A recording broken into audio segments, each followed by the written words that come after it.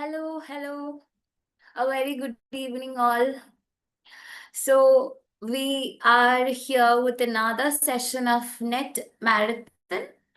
Hope you all are doing good. Good evening to all. Yes, hope you all are fine. Okay, so today here we are with another session of Net Marathon series, and today we'll be discussing the topic linguistics and history of English language. Linguistics, one of high weightage a bit of a complications maybe നിങ്ങൾക്ക് face ചെയ്യാവുന്ന ഒരു area ആണ് because majority of the time linguistics അധികം പഠിച്ചു പോവാ അതായത് generally ഒരു trend കാണാൻ ബ്രിട്ടീഷ് ലിറ്ററേച്ചർ മാത്രം പഠിച്ച അല്ലെങ്കിൽ അതർ ലിറ്ററേച്ചർ മാത്രം പഠിച്ചു പോകുന്ന ഒരു ട്രെൻഡാണ് കാണാറ്. അതുകൊണ്ട് നിങ്ങൾ ഒരിക്കലും നെഗ്ലക്ട് ചെയ്യരുത് ഈ ഒരു ഏരിയ, ബിക്കോസ് ഈ ഏരിയ ഒന്നും ക്വസ്റ്റ്യൻസ് ചോദിക്കാറുണ്ട്. And obviously, I think you all are in your so much immersed in your preparation. നിങ്ങളുടെ പ്രിപ്പറേഷനിലാണെന്ന് വിചാരിക്കുന്നു, because we have got a date അല്ലേ? നമുക്ക് date will be on conducted on 5th of ആയിരിക്കും on Monday morning shift ആണ്. So we have no more time to waste. Literally അതായത് 10 to 15 days ഉള്ളൂ. So better നമ്മൾ revise ചെയ്യുന്നതൊക്കെ കുറച്ചും കൂടി ഹാർഡ് ലെവൽ, നമ്മളുടെ കുറച്ചുകൂടി ബെസ്റ്റ്, ഒരു മൊമെന്റും വേസ്റ്റ് ചെയ്യാതെ make use of every moment that has been on to you. വെറുതെ ഡിസ്ട്രാക്ഷൻസിലൊന്നും പോലെ വെക്കേഷൻ, അതായത് ഒരു ഡിസംബർ ടൈം ഒരു വെക്കേഷൻ ടൈം ആയിരിക്കും. But what you have to do is that be in this vigorous preparation mode, be in that completely dedicated mode and aim for cracking JRF also. So on this area of study, the linguistics and history of English language, we have a bit more of topics to cover. I'll be covering the major pointers regarding this subject, this area of linguistics, and regarding the evolution, how English has been formulated over the years. English in a history trace ചെയ്യാം, ഏത് ഫാമിലിന്നാണ് വന്നിട്ടുള്ളത്, ഏത് language modifications എങ്ങനെയാണ് ഇന്ന് നമ്മൾ use ചെയ്യുന്ന ഇംഗ്ലീഷിലോട്ട് എത്തിയത് എങ്ങനെയാന്നൊക്കെ we can have a look on. And also linguistics is the study of language. So let's check what are all the subdivisions that come under linguistics. And linguistics ഏതൊക്കെ areas, ഏതൊക്കെ രീതിയിലാണ് ലാംഗ്വേജിനെ പഠിക്കുന്നത്, എന്തൊക്കെ ടേംസ് ഉണ്ട് related to linguistics. So linguistics ഞാൻ പറഞ്ഞു already generally അതൊരു ടോപ്പിക് ഓഫ് ഇഗ്നറൻസ് ആക്കി വെക്കുന്ന ഒരു ഏരിയ ആണ്. But you have to do it because I have told you have to aim for JRF, not just net. So let's have a look on. I hope you all are ready for today's session. So the topic is linguistics and history of the English language. So first of all, നമ്മൾ trace ചെയ്യാൻ പോകും ഏത് ഫാമിലിയിൽ നിന്നാണ് English വന്നിട്ടുള്ളത്. So like നമ്മളൊരു ഫാമിലിയിൽ നിന്നാണ് വന്നിട്ടുള്ളത്, നമുക്കൊരു ഫാമിലി ട്രീ വരയ്ക്കാനുണ്ടാവും. Parents, grandparents, great grandparents. ഇതേപോലെ തന്നെ ലാംഗ്വേജിനും ഒരു ഒറിജിൻ ഉണ്ട്. അത് കുറെ യൂസേജ് കൊണ്ടും പല ഇൻഫ്ലുവൻസസ്, പല സോഷ്യോ കൾച്ചറൽ ആയിട്ടുള്ള, ഹിസ്റ്റോറിക്കൽ ആയിട്ടുള്ള, സിഗ്നിഫിക്കൻ്റ് ആയിട്ടുള്ള ഇൻവേഷൻസ് കാരണം language has got A lot of changes and evolution through out the years. And ഇപ്പോൾ ഉള്ളൊരു അക്സെപ്റ്റബിൾ, ഇപ്പോൾ യൂസ് ചെയ്യുന്ന ഒരു ഫ്ലുവൻറ്റ് ഇംഗ്ലീഷിൽ നിന്ന് ഭയങ്കര ഡിഫറെൻ്റ് ആയിരുന്നു, ലോട്ട് മോർ ഡിഫറെൻ്റ് ആയിരുന്നു ദ ഏർലി ടൈം. അതായത് നിങ്ങളൊരു ചോസറിന്റെ കാൻറ്റർബറി ടെയിൽസ് എടുത്താൽ it is different English, it is middle English. Anglo-Saxon Chronicle എടുത്താൽ it is Old English. And when you look at Shakespeare's English, it is also modern age English. It is evolving into the modern age English. നിങ്ങൾക്ക് തോ, തായ്, യൂനൊക്കെ തോ, തായ്, thine എന്നൊക്കെ പറഞ്ഞ് present ചെയ്തിട്ടുള്ളത് കാണാം. And for similar goes with the other writer, Chaucer also. Chaucer was also using it in Middle English. അപ്പം Old English, Middle English, Modern Age English, and now in a digital age English, now it is all the more different. And ഇപ്പൊ നമുക്ക് generations അനുസരിച്ച് മാറിക്കൊണ്ടിരിക്കുന്ന ലാംഗ്വേജസും ഉണ്ട് because of a lot of digital ഇൻഫ്ലുവൻസേഴ്സും. പക്ഷെ നമുക്ക് ഒരു ഒറിജിൻ, നമ്മളൊരു നെറ്റ് പെർസ്പെക്റ്റീവിൽ നോക്കുമ്പോൾ what are all the main pointers that we have to study or look at when we are covering linguistics is what we are going to do today. So Indo-European language family. അപ്പോൾ English originated ഇംഗ്ലീഷിന്റെ ഒരു general family എന്ന് പറഞ്ഞാൽ it is Indo European language family. ഈ ഫാമിലിനെ മാത്രം നമ്മൾ പഠിക്കുന്നത്, other families are also there. പക്ഷെ ഇത് പഠിക്കുന്നതിന്റെ റീസൺ എന്താ? ഇതിന്നാണ് ഇംഗ്ലീഷ് വരുന്നത്. Okay, and this is also the largest ആയിട്ടുള്ള ലാംഗ്വേജ് ഫാമിലി, ലാർജസ്റ്റ് അല്ലെങ്കിൽ extensively studied language family in the world, because a lot of languages are being formulated from this family.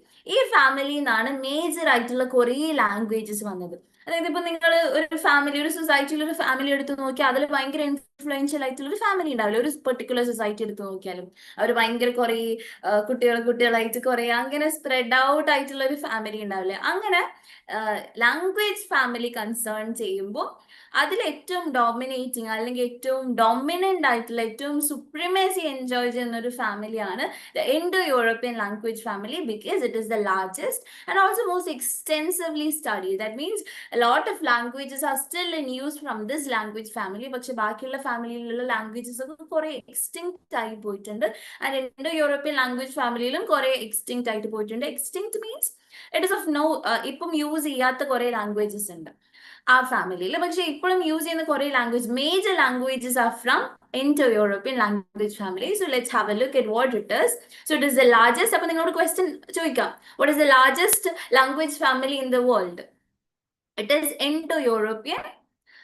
Indo-European language family. Okay, so the largest language family in the world is Indo-European language family. The existence of this family was established through comparative philology. What do you mean by comparative philology? എങ്ങനെയാണ് ഇതിനെ പഠിച്ചിട്ടുള്ളത്? It is through comparative philology. Comparative philology എന്ന് പറഞ്ഞാൽ നമ്മൾ ബാക്കിയുള്ള ലാംഗ്വേജസിനെ ഒക്കെ പഠിക്കും, compare ചെയ്തിട്ട് ഈച്ച് അതർ 2, 3, 4 ലാംഗ്വേജസ് എടുക്കും, എന്നിട്ട് അതിനെ പഠിക്കും, എന്നിട്ട് സിമിലർ ഒറിജിൻസ് നോക്കും. ഇപ്പൊ ഫാദർ, പേറ്റർ, വെയിറ്റർ, ഇങ്ങനെ സിമിലർ ആയിട്ടുള്ള ലാസ്റ്റ് 2 വേർഡ്സ്, ലാസ്റ്റ് 2 സിലബിൾസ് അങ്ങനെയൊക്കെ ഉള്ളതിനെ ഓരോ കാറ്റഗറിയിൽ വെക്കും, ഒരേ ട്രേഡ്സ് ഉള്ള കാറ്റഗറിയിൽ വെക്കും. ഇങ്ങനെ ബാക്കി എല്ലാ ലാംഗ്വേജിനെയും തമ്മിൽ കമ്പാരറ്റീവ് സ്റ്റഡിയിലൂടെയാണ് ഈ ലാംഗ്വേജ് ഫാമിലിനെ ഡിസൈഡ് ചെയ്യുക. There was this question asked in net before, how do you analyze a language family? Through what kind of study? So it is comparative study. Okay, comparative സ്റ്റഡിയിലൂടെയാണ് ഒരു ലാംഗ്വേജിനെ നമ്മൾ ഈ ലിംഗ്വിസ്റ്റിക്സിൽ ഈ ഒരു പെർട്ടിക്കുലർ ഫാമിലിനെ ഡിസ്കവർ ചെയ്യുക comparative ഫിലോളജിയിലൂടെയാണ്, അല്ലെങ്കിൽ comparative സ്റ്റഡിയിലൂടെയാണ്, അല്ലെങ്കിൽ comparing words, grammar, everything. അപ്പൊ ഇംഗ്ലീഷിൽ ഫാദർ ഉണ്ട്, സാൻസ്ക്രിറ്റിൽ പീറ്റർ ഉണ്ട്, ആൻഡ് ലാറ്റിനിൽ പേറ്റർ ഉണ്ട്, ജർമ്മനിൽ വെയിറ്റർ. That means the last 2 syllables are similar all of these കാറ്റഗറിയിലുള്ള ലാംഗ്വേജസിലൊക്കെ സിമിലർ ആണ്. അപ്പൊ അവരൊക്കെ ഒരു ഫാമിലിയിൽ പിടിച്ചിട്ടു സിമിലർ. അതായത് ഇപ്പൊ നമ്മൾ ഒരു കാറ്റഗറൈസ് ചെയ്യില്ലേ, നമ്മൾ ബോട്ടണിയിലൊക്കെ പഠിച്ചിട്ടുണ്ടാവും, ഓരോ സ്പീഷീസ് കാറ്റഗറി ഓരോ ഫാമിലി ആയിട്ട് ഡിവൈഡ് ചെയ്യാറില്ലേ, because of the certain characteristic traits. അതേപോലെ ലാംഗ്വേജസിനെയും ക്യാരക്ടറിസ്റ്റിക് ട്രേറ്റ്സ് കമ്പാരറ്റീവ് സ്റ്റഡി ബാക്കിയുള്ള എല്ലാ ലാംഗ്വേജസിനെയും കൂടി നിർത്തിയിട്ട് പഠിച്ചിട്ട് സിമിലർ ട്രേറ്റ്സ് ഉള്ളതിന് ഒരു ഫാമിലിയും മറ്റേതിന് വേറെ ഫാമിലി അങ്ങനെ ആക്കി ഡിവൈഡ് ചെയ്ത് കൊണ്ടുവന്നിട്ടുണ്ടായിരുന്നു. So the comparative philology which demonstrated systematic similarity. ഇതിലൊക്കെ similarities ഉണ്ട്. ഈ comparative study വെക്കുമ്പോൾ എന്തൊക്കെ similarities അത് ചെക്ക് ചെയ്യാം? വൊക്കാബുലറി ചെക്ക് ചെയ്യും, ഗ്രാമർ ചെക്ക് ചെയ്യും, സൗണ്ട് പാറ്റേൺസ്, അതിനെ പ്രൊനൗൺസ് ചെയ്യുന്ന സൗണ്ട് പാറ്റേൺസ് ചെക്ക് ചെയ്യും. ഫോണറ്റിക്സ് പഠിച്ചിട്ടുണ്ടാവും, അതിലുള്ള sound patterns also will be checked. Okay, അപ്പൊ ഇതില് യൂസ് ചെയ്തിട്ടുള്ളത് language family European parts of Asia. ഈ ലാംഗ്വേജസ് ആണ് ഈ ഇൻഡോ യൂറോപ്യൻ ലാംഗ്വേജ് ഫാമിലിയിൽ വരുന്നത്. Okay, so next one. അപ്പൊ ഇൻഡോ യൂറോപ്യൻ ഫാമിലിന്റെ ഒറിജിൻ നോക്കാം. Indo European is a reconstructed proto language, not directly recorded. Proto Indo European language എന്ന് പറഞ്ഞാൽ അതൊരു ഹൈപ്പോതെറ്റിക്കൽ ആയിട്ട് ഒറിജിനേറ്റ് ചെയ്തൊരു ലാംഗ്വേജ് ആണെന്ന് വിചാരിക്കുന്നത്, നോട്ട് ഡയറക്ട്ലി റെക്കോർഡ്. നമ്മൾ അസ്യൂം ചെയ്യാണ് ഇങ്ങനെ ഒരു ലാംഗ്വേജ് ഫാമിലി എക്സിസ്റ്റ് ചെയ്തിട്ടുണ്ടായിരുന്നു. ഇതൊരിക്കലും റിട്ടൺ ഡൗൺ ചെയ്തൊരു ലാംഗ്വേജോ അല്ലെങ്കിൽ ഒന്നുമല്ല. Linguistics through the study of language people hypothetically assume that this ഇങ്ങനെ ആയിരിക്കും ഈ ഫാമിലി ഒറിജിനേറ്റഡ്. അതുകൊണ്ടാണ് പ്രോട്ടോ ലാംഗ്വേജ് എന്ന് പറയുന്നത്. That means it is hypothetically assumed ആണ്, not written down. Written proofs ഒന്നും ഇല്ല. നമ്മൾ ഇങ്ങനെ കമ്പയർ ചെയ്ത് ലാംഗ്വേജിനെ കമ്പയർ ചെയ്ത് ഇങ്ങനെ സിസ്റ്റമാറ്റിക് ആയിട്ട് ഡിവൈഡ് ചെയ്ത് റീകൺസ്ട്രക്റ്റഡ് ആണ്. So we don't know exactly what it is. പക്ഷെ നമ്മൾ സ്റ്റഡിയിലൂടെ ലിംഗ്വിസ്റ്റിക്സിലൂടെ നമ്മൾ ഇങ്ങനെ പ്ലേസ് ചെയ്തു. We reconstructed the proto language. Proto means hypothetically assume ചെയ്ത ലാംഗ്വേജ്, നോട്ട് ഒറിജിനൽ ആയിട്ട് റിട്ടൺ ഡൗൺ ചെയ്തിട്ടുള്ള ഒരു ഫാക്ച്വൽ കാര്യമൊന്നും ഇല്ല. So linguists reconstructed it using the comparative method. I've already told that comparative analysis ലാംഗ്വേജസിനെ ഒരുമിച്ച് എടുത്തിട്ട് അതിനെ കമ്പയർ ചെയ്ത് പഠിച്ചിട്ട് അവരെ ഫാമിലി ആയിട്ട് ഡിവൈഡ് ചെയ്തു. Identifying regular sound correspondence. Regular sound correspondence, ഇപ്പൊ ഞാൻ നേരത്തെ പറഞ്ഞ ഫാദർ, ആ ഒരു വേർഡ് ഡിറൈവ് ചെയ്ത് വന്നത്. അപ്പൊ സിമിലർ ലാസ്റ്റ് സിലബിൾസിന്റെ സൗണ്ട് വെച്ചിട്ട് അവരൊക്കെ ഒരു കാറ്റഗറിയിലോട്ടാക്കി മാറ്റി. So the hypothetical original language is referred to as Proto-Indo-European. അപ്പൊ ചോദിക്കും, ഇൻഡോ-യൂറോപ്യൻ ഫാമിലിയിൽ നമ്മൾ ഒറിജിനൽ ലാംഗ്വേജ് അതൊരു അസംഷൻ ആണ്. We haven't proved it because there is no written proof of it. But hypothetically original language ആയിട്ട്, the root of all these language ആയിട്ട് കാണുന്നത് Proto-Indo-European language ആണ്. Okay, so please do remember this line. So major branches Indo European, അതായത് ആ ഒരു family tree നിങ്ങൾ ആലോചിച്ചാൽ മതി. ഇൻഡോ യൂറോപ്യൻ ഒരു ഫാമിലി ആകുമ്പോൾ പേരൻസ്, ഗ്രാൻഡ് പേരൻസ്, പിന്നെ അവർ മാരേജ് ചെയ്തിട്ട് അവരുടെ ഫാമിലി ട്രീ ഇങ്ങനെ നമ്മൾ വരയ്ക്കാറില്ലേ ബയോളജിക്കൽ രീതിയിൽ, ബയോളജിക്കൽ ട്രീ, ഫാമിലി ട്രീ വരയ്ക്കാറില്ലേ. സോ സിമിലർലി ലാംഗ്വേജ് ഫാമിലിയിൽ ഇൻഡോ യൂറോപ്യൻ അണ്ടറിൽ ഒരു 10 ബ്രാഞ്ചസ് ഉണ്ട്. കുറച്ച് എണ്ണം എക്സ്റ്റിങ്ക്റ്റ് ആയി പോയി, that is of no use nowadays, ഇപ്പൊ യൂസ് ചെയ്യാറില്ല. And the first one is Indo-Iranian branches. ഇതൊക്കെ നിങ്ങൾ ഡീപ്പായിട്ട് എന്താണെന്നൊന്നും പോകണ്ട, just understand all these names. അപ്പോൾ ഈ ഇൻഡോ യൂറോപ്യൻ ഫാമിലിയിൽ, ഇൻഡോ യൂറോപ്യൻ ആ ഒരു ലാംഗ്വേജ് ഫാമിലിയിൽ ഉള്ള ഫസ്റ്റ് ബ്രാഞ്ച് ആണ് ഇൻഡോ-ഇറേനിയൻ. ഇൻഡോ-ഇറേനിയൻ വരുന്ന ബ്രാഞ്ചിൽ ഏതൊക്കെ ലാംഗ്വേജസ് ആ ഉള്ളത്? സാൻസ്ക്രിറ്റ് ഉണ്ട്, ഹിന്ദി ഉണ്ട്, പേർഷ്യൻ ഉണ്ട്. ഇനി വരുന്ന ഡിവിഷൻ ഇസ് ഹെല്ലനിക്. ഹെല്ലനിക് ഡിവിഷനിൽ ഏത് ലാംഗ്വേജ് ആ വരുന്നത്? ഗ്രീക്ക് ലാംഗ്വേജ് ആ വരുന്നത്. ഇറ്റാലിക് ഒരു ബ്രാഞ്ച് ആണ്, അതിൽ വരുന്നത് Latin and Romance languages. Celtic എന്നുള്ള ഡിവിഷനിൽ വരുന്നത് ഐറിഷ് ആൻഡ് വെൽഷ് ആണ്. ജർമാനിക്, ഇതൊക്കെ പേരുകളാണ് കേട്ടോ, ഇതിന് എക്സ്പ്ലനേഷൻ ഇല്ല. സോ പ്ലീസ് ഡു റിമെമ്പർ, ഇതൊക്കെ ഒരു ബ്രാഞ്ചിന്റെ പേരാണ്. ഇൻഡോ യൂറോപ്പ് നിങ്ങളൊരു ട്രീ പോലെ ആലോചിക്കാം. First Indo European family, Indo European ഫാമിലിയിൽ ഒരു 10 ബ്രാഞ്ചസ് ഉണ്ട് ആ ഒരു ട്രീയിൽ. അതിൽ നിന്ന് വീണ്ടും സ്പ്രെഡ് ആയിട്ടുള്ള ലാംഗ്വേജസ് ഉണ്ട്. സോ ഫസ്റ്റ് ഇൻഡോ യൂറോപ്യൻ ഫാമിലിന് ഫസ്റ്റ് പ്ലേസ് ചെയ്യാം. അതിന്റെ ഡിവിഷൻ ആയിട്ട് 10 ഡിവിഷൻസ് ഉണ്ട്. ഇൻഡോ ഇറേനിയൻ ആണ് ഫസ്റ്റ്. അതിൽ വരുന്ന ലാംഗ്വേജസ് ആണ് സാൻസ്ക്രിറ്റ്, ഹിന്ദി, പേർഷ്യൻ. ഇപ്പൊ നമ്മൾ പറയില്ലേ, അപ്പൊ ഗ്രാൻഡ് ഫാദർ, പേരന്റ് ഉണ്ട്, ഒരു ഫാമിലി അനലൈസ്. അവിടെ father and mother, son, daughter. ആ son marries another girl and they form a family. അവിടെ വീണ്ടും ചിൽഡ്രൻ ഉണ്ടാവുന്നു, ബോയ്, ഗേൾ എന്ന് പറഞ്ഞിട്ട് അങ്ങനെ ഉണ്ടാവുന്നു. സോ സിമിലർ ഗോസ് ലൈക്ക് ഈ ഒരു ഫാമിലി ട്രീ പോലെ. ഇവിടെ ഫസ്റ്റ് ഹെഡ് ആയിട്ട് ആരാ? ഇൻഡോ യൂറോപ്യൻ ലാംഗ്വേജ് എന്ന് ഇടുക. പിന്നെ ഇൻഡോ ഇറേനിയൻ ഇടുക. ഇൻഡോ ഇറേനിയന്റെ സബ് ഡിവിഷൻ ആയിട്ട് Sanskrit, Hindi, Persian. Then goes Hellenic which is Greek language concerned. And ഇറ്റാലിക്കില് ലാറ്റിൻ ആൻഡ് റൊമാൻസ് ലാംഗ്വേജസ് ആണ് ഉണ്ടാവുക. കെൽറ്റിക്കില് ഐറിഷും വെൽഷ് ലാംഗ്വേജസ്, അതായത് അയർലൻഡിലും വെയിൽസിൽ യൂസ് ചെയ്തിട്ടുള്ള ലാംഗ്വേജ് ആണ് ഐറിഷ് ആൻഡ് വെൽഷ്. സോ ഇത് പറഞ്ഞു, ഇത് ഏത് ഏരിയ സെൻട്രിക്കാ? This Indo-European language, which area centric ആയിട്ട് ഇത് എക്സിസ്റ്റ് ചെയ്യുന്നത്? Mainly European and parts of Asia. ഈ ബേസിസിലാണ്, കാരണം ഇവിടെയാണ് ഈ ലാംഗ്വേജസ് കൂടുതൽ കണ്ടുവരുന്നത്. ആൻഡ് ഈ ലാംഗ്വേജസ് ഉള്ളതാണ് Indo European language family. Okay, so Germanic is quite important because നമ്മളുടെ ഇംഗ്ലീഷ് വരുന്നത് ഈ ജർമാനിക് ബ്രാഞ്ചിലാണ്. ഇൻഡോ യൂറോപ്യന്റെ ജർമാനിക് ഡിവിഷനിലാണ് ഇംഗ്ലീഷ് വരുന്നത്.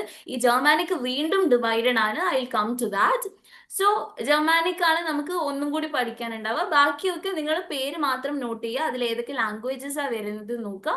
ജർമാനിക്കിന് കുറച്ചും കൂടി ഇമ്പോർട്ടൻസ് കൊടുക്കുക. Will have a look at deeper level for that branch. So ജർമാനിക്കിൽ വരുന്നത് ഇംഗ്ലീഷ് ഉണ്ട്, ജർമ്മൻ ഉണ്ട്, ഡച്ച് ഉണ്ട്, സം മോർ ഡിവിഷൻസ് ഉണ്ട്. ദെൻ ബാൾട്ടോസ്ലാവിക് ബ്രാഞ്ചിൽ വരുന്നത്, ഇതൊക്കെ ബ്രാഞ്ചസിന്റെ പേരാണ് കേട്ടോ. Please do be familiar, please note it.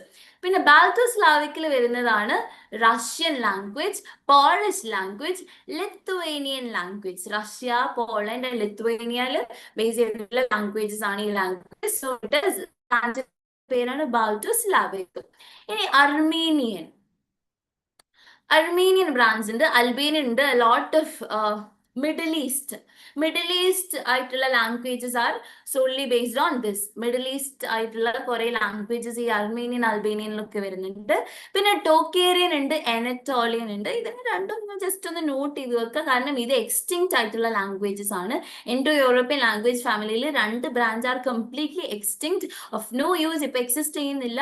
So please do remember that also. പക്ഷെ നമുക്ക് നോക്കേണ്ടത് ഏതാ? മെയിൻ ആയിട്ട് Germanic branch. So let's have a deeper look at Germanic branch. കാരണം അതിലാണ് നമ്മളുടെ English comes with the Germanic language branch. അപ്പൊ Germanic ലാംഗ്വേജസിൽ വരുന്നതാണ് ഇംഗ്ലീഷ്, ഡച്ച് ഒക്കെ, ജർമ്മൻ ഒക്കെ വരുന്നത് ജർമാനിക് ലാംഗ്വേജസ് ആണ്. സോ ഈ ജർമാനിക്കിൽ വീണ്ടും ഡിവിഷൻസ് ഉണ്ട്.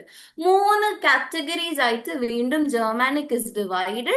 So let's have a look at what is Germanic divisions. So the first one is East Germanic. East Germanic ആണ് ഫസ്റ്റ് ഡിവിഷൻ. ഗോത്തിക് ലാംഗ്വേജസ് ആണ്. അത് ഇപ്പൊ എക്സ്റ്റിങ്ക്റ്റ് ആയി. ഈസ്റ്റ് ജർമാനിക് കാറ്റഗറി ഇപ്പൊ യൂസിലില്ല. നോർത്ത് ജർമാനിക്, സ്കാൻഡിനേവിയയിൽ എക്സിസ്റ്റ് ചെയ്ത കുറച്ച് languages ഉണ്ടായിരുന്നു. അത് നോർത്ത് ജർമാനിക് ലാംഗ്വേജ് എന്നാണ് ഒറിജിൻ ചെയ്തത്. ഇതൊക്കെ ഒറിജിനേറ്റ് ചെയ്ത പോയിന്റ് ആണ് കേട്ടോ. ഈ east Germanic, North Germanic, West Germanic, ഇതൊക്കെ കുറെ ട്രേഡ്, പല ലാംഗ്വേജസ് ആൾക്കാർ കുടിയേറി വന്ന് മൈഗ്രേറ്റ് ചെയ്ത് വന്ന് അവരുടെ ട്രേഡ്, ഇതൊക്കെ എഫക്റ്റ് ആയിട്ട്, കോളനൈസേഷൻ, ഇതൊക്കെ എഫക്റ്റ് ആയിട്ടാണ് ഈ ലാംഗ്വേജ് ഇങ്ങനെ ഡെവലപ്പ് ആയിട്ട് വന്നത്. അപ്പൊ അതിനൊരു സ്ട്രക്ചർ, ഒരു സയന്റിഫിക് സ്ട്രക്ചർ കൊടുത്തതാണ് ഈ കുറെ പേരുകളും ബ്രാഞ്ചസ് ഒക്കെ വെച്ചിട്ട്. അപ്പം ഈ ലാംഗ്വേജ് ഒറിജിൻ ചെയ്തിട്ടുള്ളത് ജർമാനിക്കിലായിരുന്നു, ഇംഗ്ലീഷ്, ജർമ്മൻ, ഡച്ച്. ഇതിന് 3 ഡിവിഷൻസ് ഉണ്ട്: East Germanic, North Germanic and West Germanic. And North Germanic, West Germanic ആണ് കൂടുതൽ ചോദിക്കുന്നത് കാണാറ്. West Germanic is the most important because English Indo European family, അതിന്റെ ഡിവിഷൻ ആയിട്ടുള്ള ജർമാനിക്കിന്റെ വീണ്ടും ഡിവിഷൻ ആയിട്ടുള്ള വെസ്റ്റ് ജർമാനിക്കിലാണ് ഇംഗ്ലീഷ് വരുന്നത്. സോ ഈ tree at least be familiar with. Indo European family, Germanic, West Germanic, and in that category lies our language English. So ഇംഗ്ലീഷിന്റെ കൂടെ വെസ്റ്റ് ജർമാനിക്കിൽ വരുന്ന ലാംഗ്വേജസ് ഏതാണെന്ന് ചോദിക്കാം. So it is German and Dutch. West Germanic ബ്രാഞ്ചിലെ West Germanic കാറ്റഗറിയിലാണ് English languages present. And the sister languages with which West Germanic ഈ ഒരു കാറ്റഗറിയിൽ ഇംഗ്ലീഷ് ഷെയർ ചെയ്യുന്ന അതർ ലാംഗ്വേജസ് ഏതൊക്കെ? German and Dutch. Okay, so please be familiar with these divisions. I'm not going into deeper level explanation, and I don't think you also need much deeper level. Oru basic foundational level ningal have knowledge regarding all these facts. And distinctive Germanic features endokkaanu nokam. Strong and weak verb. Strong verb um weak verb um endokkiya നമ്മൾ പഠിച്ചിട്ടുണ്ടാവും. Strong verb എന്ന് പറഞ്ഞാൽ നമുക്ക് past ഫോർമാറ്റിൽ Singh, sang, sung, ഒരു വേർബിൽ തന്നെ നമുക്ക് past ഫോർമാറ്റ്സിലേക്ക്, past perfect ഇങ്ങനെ ആക്കാൻ പറ്റുന്നതിനെയാണ് സ്ട്രോങ് വേർബ് എന്ന് പറയാ. പക്ഷെ ഒരു നമ്മൾ അഫിക്സ് യൂസ് ചെയ്തിട്ട് അതിനെ ആഡ് ചെയ്യുന്നതിന്, എന്തെങ്കിലും യൂസ് ചെയ്ത് പ്രിഫിക്സോ സഫിക്സോ യൂസ് ചെയ്തിട്ട് അതിനെ പാസ്റ്റ് ആക്കി മാറ്റുന്നതിനാണ് ഇൻഫ്ലിക്ഷൻ എന്ന് പറയാ. ആ ഇൻഫ്ലിക്ഷൻ യൂസ് ചെയ്യുന്നതിനാണ് വീക്ക് വേർബ് എന്ന് പറയാം. ഫോർ എക്സാമ്പിൾ, വാക്കിന് പാസ്റ്റ് ആക്കണമെങ്കിൽ നമുക്ക് അവിടെ ഇ ഡി ആഡ് ചെയ്യണം. വാക്ക്ഡ്, അതിന്റെ പാസ്റ്റ് പെർഫെക്റ്റ് വാക്ക്ഡ് ആണ്. സോ വീക്ക് വേർബിന് ആ വേർഡിൽ നിന്ന് ചേഞ്ചസ് പറ്റില്ല. അതായത് സിങ്, സാങ്, സങ്, അതിന്റെ വവൽസ് മാറ്റി കഴിഞ്ഞാൽ അവരുടെ പാസ്റ്റ് ഫോം കിട്ടും. അങ്ങനത്തെ വേർബ്സ് ആണ് strong verbs. Whereas weak verbs are verbs through which we should add affixes. Affix add ചെയ്തിട്ട് പാസ്റ്റ് ടെൻസ് മാറ്റുന്നതിനെയാണ് വീക്ക് വേർബ് എന്ന് പറയുന്നത്. സോ ഈ ഒരു ഡിസ്റ്റിങ്ഷൻ ഫസ്റ്റ് സ്റ്റാർട്ട് ചെയ്തത്, അതായത് നമ്മൾ ഫസ്റ്റ് സ്പോട്ട് ചെയ്തത് ജർമാനിക് ബ്രാഞ്ചിലായിരുന്നു. And it is spotted in English also. Use of vowel gradation, അതായത് എബ്ലോട്ട് എന്ന് പറയും. വവൽ ചേഞ്ചസ് ആണ്. അതായത് ഞാൻ പറഞ്ഞ സെയിം കാര്യം, ഡ്രൈവ്, ഡ്രോവ്, ഡ്രിവൻ, വവൽസിലുള്ള ചേഞ്ച് ചെയ്തിട്ട് ടെൻസ് മാറ്റുന്നത്. Use of ablaut. Vowel gradation അല്ലെങ്കിൽ വവൽസ് ചേഞ്ച് ചെയ്തിട്ട് അതിന്റെ ടെൻസ് മാറ്റാൻ പറ്റുന്നതിനെയാണ് ലൈക്ക് റൈറ്റ്, റോട്ട്, റിട്ടൺ, അല്ലെങ്കിൽ drive, drove, driven.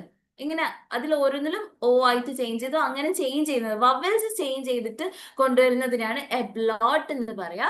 So the vowels will be changed in order to change the tense of that particular word. Then go stress on the root syllable. Root syllable ആയിരിക്കും. Root syllable എന്ന് പറഞ്ഞാൽ first syllable. അതായത് ഇംഗ്ലീഷിൽ EN, English, EN-നാണ് നമ്മൾ stress കൊടുക്കുക.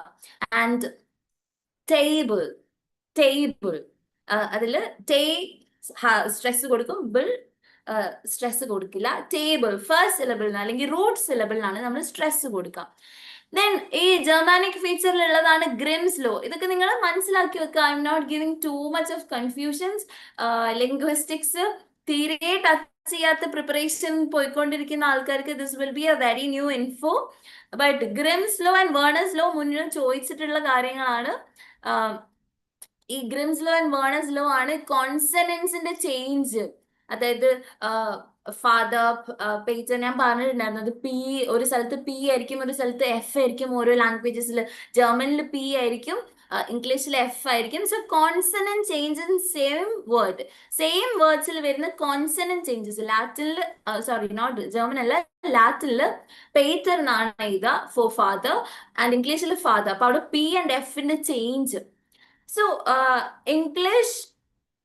English ഒരിക്കലും പെട്ടെന്ന് evolve ചെയ്തിട്ടുള്ള ഒരു ലാംഗ്വേജ് അല്ല. സ്ലോ പ്രോസസ്സിലൂടെ ലാറ്റിൻ ഇൻഫ്ലുവൻസ് ഉണ്ട്, ഫ്രഞ്ച് ഇൻഫ്ലുവൻസ് ഉണ്ട്, ഗ്രീക്ക് ഇൻഫ്ലുവൻസ് ഉണ്ട്. അപ്പൊ അവിടെ നിന്നൊക്കെ വേർഡ്സ് ബോറോ ചെയ്തിട്ടാണ് ഇംഗ്ലീഷ് എക്സിസ്റ്റ് ചെയ്തിട്ടുള്ളത്. അപ്പൊ അവരുടെ സൗണ്ട്സും ഇതിൽ ഉണ്ടാവും.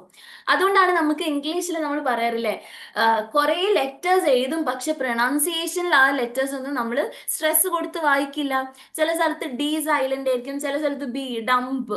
അവിടെയൊക്കെ ഡം എന്നാണ് നമ്മൾ വായിക്കുക, ബീന് കൂട്ടില്ല. TOMB, ടോംബ് എന്നാണ് ശരിക്കും വായിക്കേണ്ടത്, പക്ഷെ നമ്മൾ ടൂം എന്നാ വായിക്കാം. അതൊക്കെ പ്രൊനൗൺസിയേഷൻ മാറിയത് because we took A lot of words from other languages also. English is the most looted, അതായത് ലൂട്ട് ചെയ്തെടുത്ത ലാംഗ്വേജ് ആണ് ഇംഗ്ലീഷ്. ഇംഗ്ലീഷിലാണ് ഏറ്റവും കൂടുതൽ അതർ ലാംഗ്വേജ് ഇൻഫ്ലുവൻസ് ഉള്ളത്. നമ്മളതിൽ ഫ്രഞ്ചിൽ നിന്ന് എടുത്ത വേർഡ്സ് ഉണ്ട്, സംസ്കൃതിൽ നിന്ന് എടുത്ത വേർഡ്സ് ഉണ്ട്, ഗ്രീക്കിൽ നിന്ന് എടുത്ത വേർഡ്സ് ഉണ്ട്, ലാറ്റിൻ എടുത്തിട്ടുള്ള വേർഡ്സ് ഉണ്ട്. സോ ഇതിന്റെ ഒക്കെ ഒരു കമ്പൈലേഷൻ ആണ് ഇംഗ്ലീഷ്. അതുകൊണ്ട് തന്നെ a lot of pronunciation will also be different. So, okay, come to this. So, Grimm's law and Eblot എന്ന് പറഞ്ഞാൽ വവൽ ചേഞ്ച് ആണ്. ഇവിടെ Grimm's law and Werner's law consonant ഷിഫ്റ്റ്സിന് പഠിച്ചിട്ടുള്ള സർട്ടൻ ലോസ് ആണ്. ഒരു പെർട്ടിക്കുലർ വേർഡിലെ കോൺസണന്റിന്റെ ഷിഫ്റ്റിന് പറഞ്ഞിട്ടുള്ള ലോ ആണ്. I M giving you this work, Grimm's law and Werner's law. Have a deeper look at it. മുന്നേ ചോദിച്ചിട്ടുണ്ട് Grimm's law and Werner's law.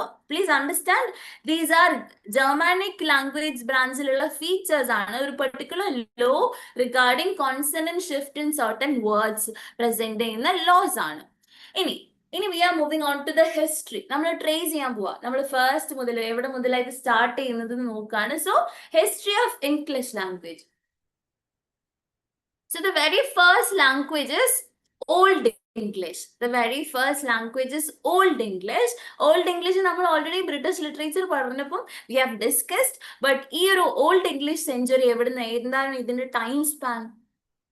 It existed from the century 450 to 1066. ഈ ഒരു time span ആണ് Old ഇംഗ്ലീഷിനുള്ളത്. And we can have a look at its historical background. So Old English എന്ന് പറഞ്ഞാൽ after the withdrawal of Roman forces, ബ്രിട്ടനിൽ Roman forces exist ചെയ്തിട്ടുള്ള ടൈമില് Germanic tribes ആയിട്ടുള്ള ആങ്കിൾസ്, സാക്സൺസ് ആൻഡ് ജൂസ് ഞാൻ പറഞ്ഞിട്ടുണ്ടായിരുന്നു. അതുകൊണ്ടാണ് ഈ ഓൾഡ് ഇംഗ്ലീഷ് പീരീഡിൽ നമ്മൾ ആംഗ്ലോ സാക്സൺ ടൈമിലുള്ള ട്രൈബ്സ്, ഡോമിനേറ്റിംഗ് ആയിട്ടുള്ള ട്രൈബ്സ് ആയിരുന്നു ആങ്കിൾസ്, സാക്സൺസ് ആൻഡ് ജൂസ്. ഇതിൽ mainly Angles and Saxons. Okay, അവര് മൈഗ്രേറ്റഡ് ടു ദ ലാൻഡ്. ഈ ജർമാനിക് ട്രൈബ്സ് ബ്രിട്ടീഷ് ലാൻഡിലോട്ട് മൈഗ്രേറ്റ് ചെയ്തു. അതുകൊണ്ട് തന്നെ അവരുടെ languages replace the Celtic tongue spoken by native Britons except in remote regions. After the withdrawal of Roman forces from Britain, Germanic tribes migrated to the island and their languages replaced the Celtic tongues spoken. അപ്പോൾ native Britons speak ചെയ്തിട്ടുണ്ടായിരുന്ന Celtic language ആയിരുന്നു. The first language they spoke was Celtic language. അപ്പൊ ഈ ഒരു Celtic ലാംഗ്വേജിൽ നിന്ന് എന്തായിട്ട് മാറി? ഈ ജർമാനിക് ട്രൈബ്സിന്റെ ലാംഗ്വേജ് റീപ്ലേസ് ചെയ്തു ഈ കെൽറ്റിക് ലാംഗ്വേജിനെ. After the migration of these Germanic tribes, Angles, Saxons and Jutes വന്നിട്ട് മൈഗ്രേറ്റ് ചെയ്തു to the British island, and Germanic ട്രൈബ്സിന്റെ ലാംഗ്വേജും ഇംഗ്ലീഷ് ലാൻഡിലോട്ട് വന്നു. Nature of Old English. Old ഇംഗ്ലീഷിന്റെ ഒരു നേച്ചർ എന്താ? Old English was a highly inflected synthetic language ആണ്. സിന്തറ്റിക് ലാംഗ്വേജ് എന്ന് നമ്മൾ വിളിക്കാൻ കാരണം എന്താ? സിന്തറ്റിക്. സിന്തറ്റിക്കിന്റെ മീനിങ് എന്താ? ആർട്ടിഫിഷ്യൽ, അല്ലെങ്കിൽ something created or something constructed എന്നല്ലേ സിന്തറ്റിക്കിന്. It's not natural.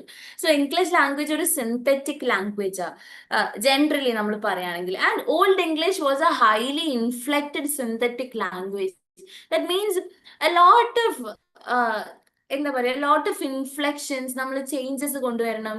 E D add ചെയ്യണം, പ്രിഫിക്സ് ആഡ് ചെയ്യണം, സഫിക്സ് ആഡ് ചെയ്യണം. ഇൻഫ്ലെക്റ്റഡ്, ഹൈലി ഇൻഫ്ലെക്റ്റഡ് ആയിട്ട് എക്സിസ്റ്റ് ചെയ്തിട്ടുള്ള ലാംഗ്വേജ് ടൈം. ഇംഗ്ലീഷിന്റെ ഡിവിഷൻ ഏതാന്ന് ചോദിച്ചാൽ it is Old English. Okay. So grammar depended on endings.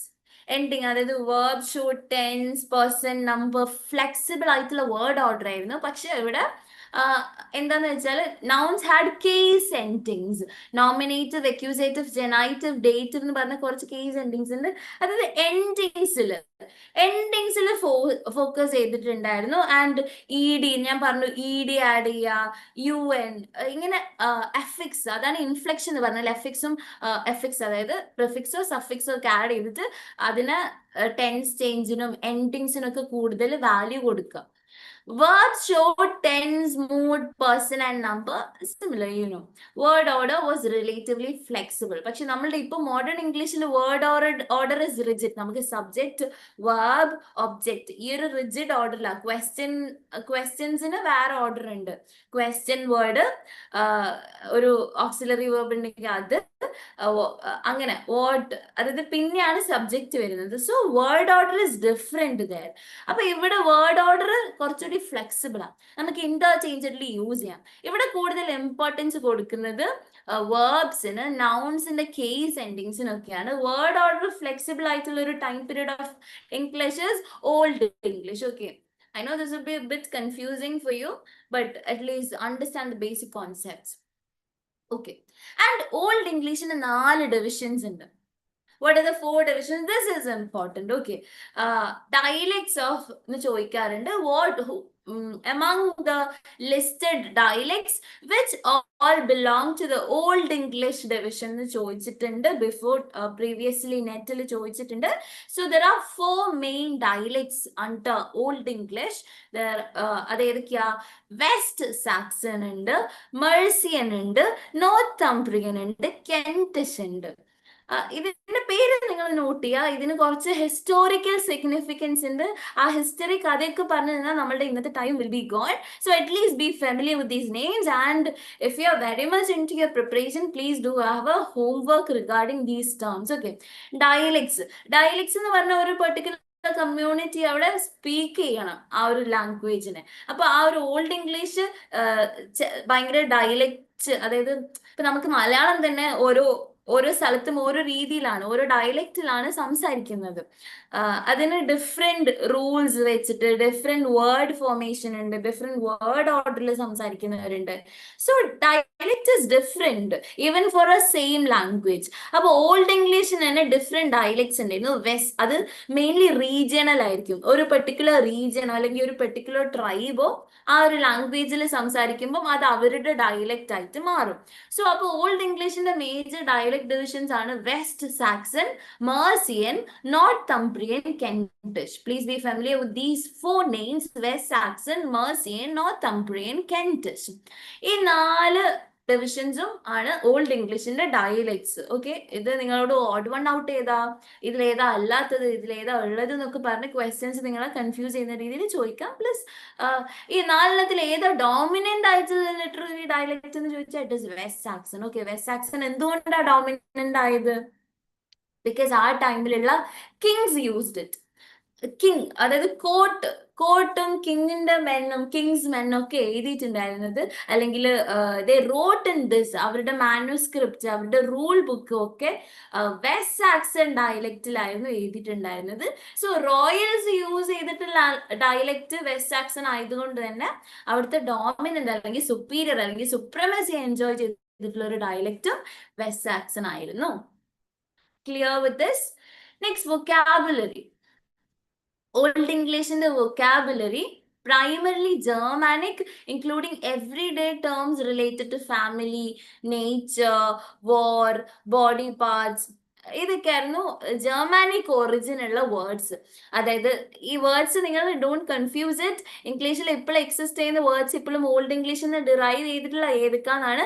Family കുറച്ച് വേർഡ്സ് ഉണ്ട്, അതായത് ബോഡി പാർട്സ് ഉണ്ട്, ഫാദർ, മദർ, ഇങ്ങനെ യൂസ് ചെയ്യുന്ന ഇംഗ്ലീഷിലത്തെ വേർഡ്സ്, സ്വോർഡ്, ഷീൽഡ്, ഇതൊക്കെ വെസ്റ്റ് സാക്സൺ, ജർമാനിക്കിൽ വെസ്റ്റ് സാക്സൺ വരുന്ന വേർഡ്സ് ആണ് കൂടുതൽ ഇംഗ്ലീഷ് പിന്നെ ബോറോ ചെയ്തെടുത്തത്. So please do remember these. ഇത് just remember. Vocabulary mainly primarily Germanic, including everyday terms related to family, nature, war, body parts. ഇതൊക്കെ ആയിരുന്നു മേജർ വൊക്കാബുലറി. കാരണം ലാംഗ്വേജ് ഡെവലപ്പ് ചെയ്ത് വരുന്നല്ലേ ഉള്ളൂ. അപ്പൊ അവർക്ക് വേണ്ട കാര്യങ്ങൾക്ക് ബേസ് ചെയ്തിട്ടുള്ള വേർഡ്സ് ആയിരുന്നു അന്ന് യൂസ് ചെയ്തിട്ടുണ്ടായിരുന്നത്. ഇനി ലാറ്റിൻ ഇൻഫ്ലുവൻസ്. ഇംഗ്ലീഷ് ലാംഗ്വേജിൽ ഹൈ ഇൻഫ്ലുവൻസ് ആണ് ലാറ്റിനും ഫ്രഞ്ചിനും. ഫ്രഞ്ച് ഒരു ടൈമിൽ മിഡിൽ ഇംഗ്ലീഷ് പീരീഡിൽ ഹൈ ഫ്രഞ്ചിന്റെ ഇൻഫ്ലുവൻസ് ഏറ്റവും കൂടുതലുള്ള പീരീഡ് ഏതാന്ന് ചോദിച്ചാൽ it is middle English period. അല്ലെങ്കിൽ മിഡിൽ ഇംഗ്ലീഷിൽ ഏറ്റവും കൂടുതൽ ഇൻഫ്ലുവൻസ് ഉള്ള ഇംഗ്ലീഷിനെ ഇൻഫ്ലുവൻസ് ചെയ്ത അതർ ലാംഗ്വേജ് ഏതാന്ന് ചോദിച്ചാൽ it is French. Latin influence was introduce through Christianity. ആ ടൈമിൽ ക്രിസ്ത്യാനിറ്റി ഇൻട്രൊഡ്യൂസ് ചെയ്തു. ലാറ്റിൻ ഇൻവേഡേഴ്സ്, ലാറ്റിൻ എന്നും അതായത് ലാറ്റിൻ അല്ലെങ്കിൽ ഫ്രഞ്ച്, ഫ്രാൻസ് എന്നൊക്കെ people migrated to this place and introduced Christianity to the British land. And Old English periodലാണ് Christianity introduce ചെയ്തിട്ടുള്ളത് British ലാൻഡിലോട്ട്. ആൻഡ് ക്രിസ്ത്യാനിറ്റി അതായത് ക്രിസ്ത്യൻസ് യൂസ് ചെയ്തിട്ടുള്ള ലാംഗ്വേജ് ആയിട്ട് ലാറ്റിൻ മാറി. ആൻഡ് അതുകൊണ്ട് തന്നെ റിലീജിയസ് പീപ്പിളിന്റെ ഇടയിൽ ലാറ്റിൻ ആയിരുന്നു കോമൺലി യൂസ്ഡ്. അപ്പൊ അതുകൊണ്ട് തന്നെ ഇതൊക്കെ ഇംഗ്ലീഷിന്റെ എവല്യൂഷൻ ആണ് കേട്ടോ. ആ ഒരു ബ്രിട്ടീഷ് ലാൻഡിൽ ആൾക്കാർ സംസാരിച്ചുകൊണ്ടിരുന്ന ലാംഗ്വേജ് ആണ്. ഈ അവിടുന്ന് മൈഗ്രേറ്റ് ചെയ്ത് വന്നു. അപ്പൊ ഇംഗ്ലീഷിന് ഒറിജിൻ ചെയ്യാം. ഇംഗ്ലീഷ് പ്യുവർ ഇംഗ്ലീഷ് ആയിട്ട് ഇങ്ങനെ ഇവോൾവ് ചെയ്തുകൊണ്ട് വരികയാണ്. അപ്പൊ ലാറ്റിൻ എന്നുള്ള ചില ടേംസ് എടുക്കും. So Christianity, education and administration language, ആ ഒരു സെക്ടേഴ്സിലൊക്കെ യൂസ് ചെയ്തിട്ടുള്ള ലാംഗ്വേജ് ലാറ്റിൻ ആയതുകൊണ്ട് തന്നെ ലാറ്റിനും കുറച്ച് ഇംഗ്ലീഷ് എടുക്കാൻ തുടങ്ങി. സ്കാൻഡിനാവിയൻ ഇൻഫ്ലുവൻസ്. സ്കാൻഡിനേവിയയിലുള്ള വൈക്കിംഗ് ഇൻവേഷൻസ് ഞാൻ പറഞ്ഞിട്ടുണ്ടായിരുന്നു. വൈക്കിംഗ് എന്ന് പറഞ്ഞാൽ ട്രേഡ്, സീ ഫെയറിംഗ് ട്രേഡേഴ്സ് ആണ്. അവര് സീയിൽ കൂടെ ട്രേഡ് ചെയ്യും, പൈറേറ്റ് ചെയ്യും, ഇങ്ങനെ കുറെ അവര് ട്രേഡ് ഇതൊക്കെ ചെയ്യുന്നത് സീ മെത്തേഡിലൂടെ വരുമ്പോൾ ഓൾഡ് നോസ് എന്ന് പറഞ്ഞിട്ടുള്ള ഒരു ലാംഗ്വേജ് ദ ഇൻട്രൊഡ്യൂസ്ഡ്. ആൻഡ് ഈ old Norse language simplified grammatical rules. ആ ടൈമിലുള്ള ഗ്രമാറ്റിക്കൽ റൂൾസിനൊക്കെ അവർ എന്താക്കി, അവർ കുറച്ചുകൂടി സിമ്പിൾ ആക്കി, ഈസി ആക്കി. ആൻഡ് ഇപ്പം ഈ ലാറ്റിൻ ഇൻഫ്ലുവൻസ് ആയിട്ടുള്ള വേർഡ്സ് ആണ് സ്കൂൾ, ചേർച്ച്, പ്രീസ്റ്റ് ഒക്കെ. ഇതിനൊക്കെ ലാറ്റിൻ ഒറിജിൻ ആണ്. ഇപ്പൊ ഇംഗ്ലീഷിൽ യൂസ് ചെയ്യുന്ന വേർഡ്സ് ഒക്കെ നിങ്ങൾ അതിന്റെ എറ്റിമോളജി, അത് എവിടുന്ന ഒറിജിൻ ചെയ്തിട്ടുള്ളത് നിങ്ങൾ ചെക്ക് ചെയ്യുമ്പോൾ അത് കുറേ ലാറ്റിൻ ആയിരിക്കും. നിങ്ങൾ ഗൂഗിളിൽ ഒരു വേർഡ് എടുത്തിട്ട് ജസ്റ്റ് എക്സാമ്പിൾ ചേർച്ച്, അതിന്റെ ഒറിജിൻ ഏതാ? ഇംഗ്ലീഷിൽ ഇപ്പം പ്രസന്റ് ആയിട്ടുള്ള വേർഡാണ് ചേർച്ച്. പക്ഷെ അതിന്റെ ഒറിജിൻ എവിടുന്നാന്ന് ചോദിച്ചാൽ ഇറ്റ് ഇസ് ലാറ്റിനിലാണ് അത് ഒറിജിനേറ്റ് ചെയ്യുന്നത്. ബിക്കോസ് ചേർച്ച് ഒക്കെ എന്താ, ക്രിസ്ത്യാനിറ്റി റിലേറ്റഡ് ആ, റിലീജിയൻ റിലേറ്റഡ് ആയിട്ടുള്ള വേർഡ്സ്. അതൊക്കെ ലാറ്റിൻ ലാംഗ്വേജിലായിരുന്നു ക്രിസ്ത്യാനിറ്റി ബേസ്ഡ് ആയിട്ടുള്ള ആൾക്കാരൊക്കെ യൂസ് ചെയ്തിട്ടുണ്ടായിരുന്നത്. എഡ്യൂക്കേഷൻ ഫീൽഡ്സിലും സ്കൂളൊക്കെ ലാറ്റിൻ ബേസ്ഡ് വേർഡാണ്. അപ്പൊ ഇതൊക്കെ ഇംഗ്ലീഷിലോട്ട് എടുത്തു. ഇംഗ്ലീഷ് അപ്പൊ ഇങ്ങനെ സ്പ്രൗട്ട് ചെയ്ത് ബ്ലൂം ചെയ്ത് വരുന്നേ ഉള്ളൂ ഇംഗ്ലീഷ് എന്ന് പറഞ്ഞൊരു ലാംഗ്വേജ്. അപ്പൊ ഇംഗ്ലീഷ് നിങ്ങൾ ആലോചിക്കണം, it is N amalgamation of lot of language. Latin, French ഞാൻ പറഞ്ഞു. ലാറ്റിൻ ഏതൊക്കെ സെക്ടേഴ്സിലൂടെ ഇൻഫ്ലുവൻസ് ചെയ്തത്? ക്രിസ്ത്യാനിറ്റി, എഡ്യൂക്കേഷൻ, ഈ ഫാക്ടേഴ്സിലൂടെ ഒക്കെ ലാറ്റിൻ ഇങ്ങനെ കയറി വന്നു ഇംഗ്ലീഷിലോട്ട്. ഇനി simplified grammatical endings, loan words. Latin main ആയിട്ട് നമ്മൾ ലോൺ ചെയ്ത് ലാറ്റിൻ അല്ല, സ്കാൻഡിനേവിയൻ ഇൻഫ്ലുവൻസിലൂടെ നമ്മൾ കൂടുതൽ കടം എടുത്തിട്ടുള്ള വേർഡ്സ് ഏതൊക്കെയാണെന്ന് ചോദിച്ചാൽ sky, egg, law. At least please to remember these words. Scandinavian influence ഉണ്ട്. നിങ്ങൾ at least please to remember English ഏതെന്നൊക്കെ ഇൻഫ്ലുവൻസ് ഉണ്ട്. ലാറ്റിൻ ഇൻഫ്ലുവൻസ് ഉണ്ട്, സ്കാൻഡിനേവിയൻ ഇൻഫ്ലുവൻസ് ഉണ്ട്. ഇതൊക്കെ ഹാപ്പൻ ചെയ്യുന്നത് ഓൾഡ് ഇംഗ്ലീഷ് പീരീഡിനാണെന്നും കൂടി പ്ലീസ് ടു റിമെമ്പർ. ഈ പ്രൊനൗൺസ് ദേ, ദെം, ദേർ എന്നൊക്കെ വന്നത് സ്കാൻഡിനാവിയൻ ഇൻഫ്ലുവൻസിലൂടെയാണ്. ആ ടൈമിലത്തെ ഒരു ലിറ്ററേച്ചർ എങ്ങനെയായിരിക്കും? ആ ടൈമിൽ ഓറൽ ഹെറോയിക് പോയിട്രി ആണ്. We have discussed it already in the British പീരിയഡ്സിൽ ഡിസ്കസ് ചെയ്തപ്പോൾ ഞാൻ പറഞ്ഞു there is no written format, ഒരു റിട്ടൺ മാനുസ്ക്രിപ്റ്റ് ഒന്നും ഇല്ല. ഓറൽ ഹെറോയിക് പോയിട്രി, ഈ പാസ് ത്രൂ വാമൊഴിയായിട്ട് പകർന്നു പോയിട്ടുള്ള പോയിട്രി ആയിരുന്നു ആ ടൈമിൽ എക്സിസ്റ്റ് ചെയ്തിട്ടുണ്ടായിരുന്നത്. Blend of pagan and Christian values, pagan ideologies ഉള്ള ആൾക്കാരും ക്രിസ്ത്യൻ വാല്യൂസ് ഉള്ള ആൾക്കാരുടെയും ഒരു കോമ്പിനേഷനിലാണ് കുറെ ടെക്സ്റ്റ് പ്രൊഡ്യൂസ് ചെയ്തിട്ടുള്ളത്. ആൻഡ് ദ മേജർ ടെക്സ്റ്റ് ഏതാ നമ്മൾ ഓൾറെഡി പഠിച്ചതാണ്, ഇറ്റ് ഇസ് ബിയോവോൾഫ്. ബിയോവോൾഫ് ആണ് ഈ ഓൾഡ് ഇംഗ്ലീഷിൽ എഴുതിയിട്ടുള്ള ഒരു major text. Then Anglo Saxon chronicle. So ഇത് ലിംഗ്വിസ്റ്റിക്സും ബ്രിട്ടീഷ് പീരീഡിലും ബോത്ത് ഇത് രണ്ടിലും എക്സിസ്റ്റ് ചെയ്യുന്നതാണ്. സോ നിങ്ങൾ കണക്ട് ചെയ്ത് പഠിക്കാൻ ശ്രമിക്കുക. ഓൾഡ് ഇംഗ്ലീഷ് ആ ഒരു ലാംഗ്വേജിൽ ഓൾഡ് ഇംഗ്ലീഷിൽ എഴുതിയിട്ടില്ല. ഇപ്പൊ ഓൾഡ് ഇംഗ്ലീഷ് എന്ന് പറഞ്ഞാൽ ഇതൊരു ലാംഗ്വേജ് പേര് തന്നെ കേട്ടോ. It is not exactly the English, modern English അല്ല. It is completely different from modern English. So Old English is also section, ഒരു ലാംഗ്വേജ് ആണ്. സോ ഓൾഡ് ഇംഗ്ലീഷ് ആ ഒരു ലാംഗ്വേജിൽ എഴുതിയിട്ടുള്ള ഒരു ലിറ്റററി ടെക്സ്റ്റ് ഏതാ? Beowulf and Anglo Saxon Chronicle. Okay, ഇനി next category Middle English. Middle English എന്ന് പറയുമ്പോൾ ഇംഗ്ലീഷ് കുറച്ചും കൂടി ഡെവലപ്പ് ചെയ്തു. ഇംഗ്ലീഷ് കുറച്ചും കൂടി പല ഏരിയാസിൽ നിന്നും ലോൺ വേർഡ്സ് എടുത്തു, ലാറ്റിൻ എടുത്തു, ഫ്രഞ്ചിന്ന് കൂടുതൽ എടുക്കുന്നത് മിഡിൽ ഇംഗ്ലീഷ് എന്നാ. സ്കാൻഡിനേവിയൻ ഇൻഫ്ലുവൻസ്, ലാറ്റിൻ ഇൻഫ്ലുവൻസ്, ഇതൊക്കെ കഴിഞ്ഞ് ഒരു നെക്സ്റ്റ് ലെവലിലോട്ട് എത്താണ്. ഈ മിഡിൽ ഇംഗ്ലീഷ് പീരീഡിന്റെ മേജർ ഷിഫ്റ്റ് എന്ന് പറഞ്ഞാൽ നോർമൻ കോൺക്വസ്റ്റ്. അവിടെ ആ ടൈമിലുള്ള ഒരു മേജർ ഹിസ്റ്റോറിക്കൽ ഇവന്റ് ആയിട്ടുള്ള നോർമൻ കോൺക്വസ്റ്റ് ആണ് ഓൾഡ് ഇംഗ്ലീഷ് ടു മിഡിൽ ഇംഗ്ലീഷിലോട്ടുള്ള ട്രാൻസിഷന് മേജർ ആയിട്ടുള്ള ഹിസ്റ്റോറിക്കൽ ബാക്ക്ഡ്രോപ്പ് എന്താന്ന് നിങ്ങളോട് ചോദിക്കും. നോർമൻ കോൺക്വസ്റ്റ് ഹാപ്പൻഡ് ഇൻ 1066, അതായത് 1066 നോർമൻ കോൺക്വസ്റ്റ് ഹാപ്പൻ ചെയ്തത്. ആ ടൈമിൽ കുറേ ഫ്രഞ്ച് മൈഗ്രേഷൻസ് ഹാപ്പൻ ചെയ്തു. അതുകൊണ്ട് തന്നെ മിഡിൽ ഇംഗ്ലീഷ് അതായത് മിഡിൽ ഇംഗ്ലീഷ് ആവാൻ കാരണം ആ ടൈമിൽ കുറെ ഫ്രഞ്ച് ഇൻഫ്ലുവൻസ് വന്ന് അപ്പൊ സ്പീക്ക് ചെയ്തിട്ടുണ്ടായിരുന്ന ഇംഗ്ലീഷിന് ഒരു ഷിഫ്റ്റ് വന്നു. So Norman conquest brought A linguistic shift. The Norman conquest introduce Norman French as the language of the ruling class. അപ്പൊ അതുവരെ ലാറ്റിൻ ക്രിസ്ത്യാനിറ്റി എഡ്യൂക്കേഷനിലൊക്കെ ഉണ്ടായിരുന്നു, സ്കാൻഡിനേവിയൻ ലാംഗ്വേജസ് ഉണ്ടായിരുന്നു. അതിലേക്കാണ് നോർമൻ ഫ്രഞ്ച് എന്ന് പറഞ്ഞ ലാംഗ്വേജ് കൂടി വരുന്നത്. അപ്പൊ റൂളിംഗ് ക്ലാസ്, ഡോമിനേറ്റിംഗ് ക്ലാസിന്റെ ലാംഗ്വേജ് ആയിട്ട് നോർമൻ ഫ്രഞ്ച് മാറി. അപ്പൊ English survived mainly as A spoken language among common people. അപ്പൊ ഈ ബ്രിട്ടീഷില് ഇംഗ്ലീഷ് ഒരു ചെറിയൊരു കമ്മ്യൂണിറ്റി, ഓൾഡ് ഇംഗ്ലീഷ് ചെറിയൊരു കമ്മ്യൂണിറ്റിയിൽ മാത്രമായിട്ട് ഒതുങ്ങി. അപ്പം റൂളിംഗ് ക്ലാസ് നോർമൻ ഫ്രഞ്ചിലാവുമ്പോൾ ഈ അവിടെ യൂസ് ചെയ്തിട്ടുള്ള ഇംഗ്ലീഷ് ലാംഗ്വേജ് ഒരുപാട് ഫ്രഞ്ച് ലാംഗ്വേജിൽ നിന്ന്, റൂളിംഗ് ക്ലാസ് ഫ്രഞ്ച് ആയതുകൊണ്ട് ഈ ഫ്രഞ്ച് ലാംഗ്വേജിൽ നിന്ന് കുറെ ഇംഗ്ലീഷ് ബോറോ ചെയ്തു ആ ടൈമിൽ. നിങ്ങൾ ഇംഗ്ലീഷിലുള്ള നിങ്ങൾ ഇപ്പം ഡേ ടു ഡേ ലൈഫിൽ യൂസ് ചെയ്യുന്ന കുറെ വേർഡ്സ് നിങ്ങൾ അടിച്ചു നോക്കി ഒറിജിനലി ഇത് ഏത് ലാംഗ്വേജിൽ നിന്ന് എടുത്തതെന്ന് നോക്കിയാൽ ഇറ്റ് ഇസ് ഷോക്കിംഗ്. ബിക്കോസ് ഇംഗ്ലീഷിന്റെ ഒറിജിനൽ ലാംഗ്വേജ് ആയിട്ടൊന്നുമില്ല. ഗ്രീക്ക് ഇൻഫ്ലുവൻസ് ഉണ്ട്, ലാറ്റിൻ ഇൻഫ്ലുവൻസ് ഉണ്ട്, ഫ്രഞ്ച് ഇൻഫ്ലുവൻസ് ഉണ്ട്. ഓക്കെ, ഈ മിഡിൽ ഇംഗ്ലീഷ് പീരീഡിൽ 3 ഡിവിഷൻസ് ആയിരുന്നു. മിഡിൽ ഇംഗ്ലീഷ് പീരീഡിൽ ആൾക്കാർ ഏറ്റവും കൂടുതൽ 3 ഡിവിഷൻ ആയിട്ടാണ് സ്പീക്ക് ചെയ്തത്. അതായത് ലാറ്റിൻ, ചേർച്ച് ആൻഡ് സ്കോളർഷിപ്പ്, അതായത് റിലീജിയസ്ലി ക്രിസ്ത്യാനിറ്റി ഫോളോ ചെയ്ത ആൾക്കാരും എഡ്യൂക്കേഷണൽ ഫീൽഡിലുള്ള ആൾക്കാരും കൂടുതൽ സംസാരിച്ചിരുന്ന ലാംഗ്വേജ് ലാറ്റിൻ ആയിരുന്നു ആ ടൈമിൽ. പിന്നെ ലോ ആൻഡ് അഡ്മിനിസ്ട്രേഷൻ, പോളിസി മേക്കിങ്ങിൽ ഗവൺമെന്റ് ഒക്കെ യൂസ് ചെയ്തിട്ടുള്ള ലാംഗ്വേജ് ഫ്രഞ്ച് ആയിട്ട് മാറി. ദെൻ അതുകൊണ്ട് നിങ്ങൾ ആലോചിക്കണം, ലോ ആൻഡ് അഡ്മിനിസ്ട്രേഷൻ ഫ്രഞ്ച് ആയതുകൊണ്ട് ആ ടൈമിലുള്ള dominating language was French. Norman French ആയിരുന്നു dominating language during the period of middle English. And English common മാനിലോട്ട് മാത്രം ഒതുങ്ങി. അപ്പൊ കോമൺ മാനിലോട്ട് ഒതുങ്ങിയതുകൊണ്ട് ഡേ ടു ഡേ ലൈഫിലുള്ള വേർഡ്സ് മാത്രമാണ് ഇംഗ്ലീഷിൽ എക്സിസ്റ്റ് ചെയ്തിട്ടുണ്ടായിരുന്നത്. ഇപ്പൊ നമ്മൾ ഇപ്പം കാണുന്ന ലോ ആൻഡ് ഓർഡറിലുള്ള കുറെ വേർഡ്സും ഫ്രഞ്ചിൽ നിന്നാണ് ഡിറൈവ് ചെയ്തിട്ടുള്ളത്. ആൻഡ് റിലീജിയസ് ആയിട്ടുള്ള കുറെ ടേംസും ലാറ്റിൻ നിന്നാണ് ഒറിജിനേറ്റ് ചെയ്തിട്ടുള്ളത്. ഇപ്പം നമ്മൾ യൂസ് ചെയ്യുന്ന മോഡേൺ ഇംഗ്ലീഷിൽ യൂസ് ചെയ്യുന്ന കുറെ വേർഡ്സും ചർച്ച് അല്ലെങ്കിൽ religion and education related words ഒക്കെ ലാറ്റിൻ ഒറിജിൻ ആണ്. ലോ ആൻഡ് പോളിസി അല്ലെങ്കിൽ ഒരു ഗവൺമെന്റ് ബേസിൽ യൂസ് ചെയ്യുന്ന വേർഡ്സ് ഒക്കെ ഫ്രഞ്ച് ഒറിജിൻ ഉള്ള വേർഡ്സ് ആണ്. ആൻഡ് കോമൺ ഡെയിലി വേർഡ്സ് ഒക്കെ ഇംഗ്ലീഷ് ആയിരിക്കും. So next structural changes. ഈ ഒരു മിഡിൽ ഇംഗ്ലീഷ് ടൈമിൽ എന്താ മേജർ ചേഞ്ച്? ഓൾഡ് ഇംഗ്ലീഷിൽ നിന്ന് മിഡിൽ ഇംഗ്ലീഷ് എങ്ങനെ ഡിഫറെന്റ് ആവുന്നു, എങ്ങനെ വ്യത്യസ്തമാവുന്നു എന്ന് നോക്കിയാൽ ഞാൻ പറഞ്ഞു ഏറ്റവും കൂടുതൽ ഇൻഫ്ലെക്ഷൻസ്, ഹൈ ഇൻഫ്ലെക്ഷൻസ് യൂസ് ചെയ്തിരുന്ന പീരീഡ് ആയിരുന്നു ഓൾഡ് ഇംഗ്ലീഷ്.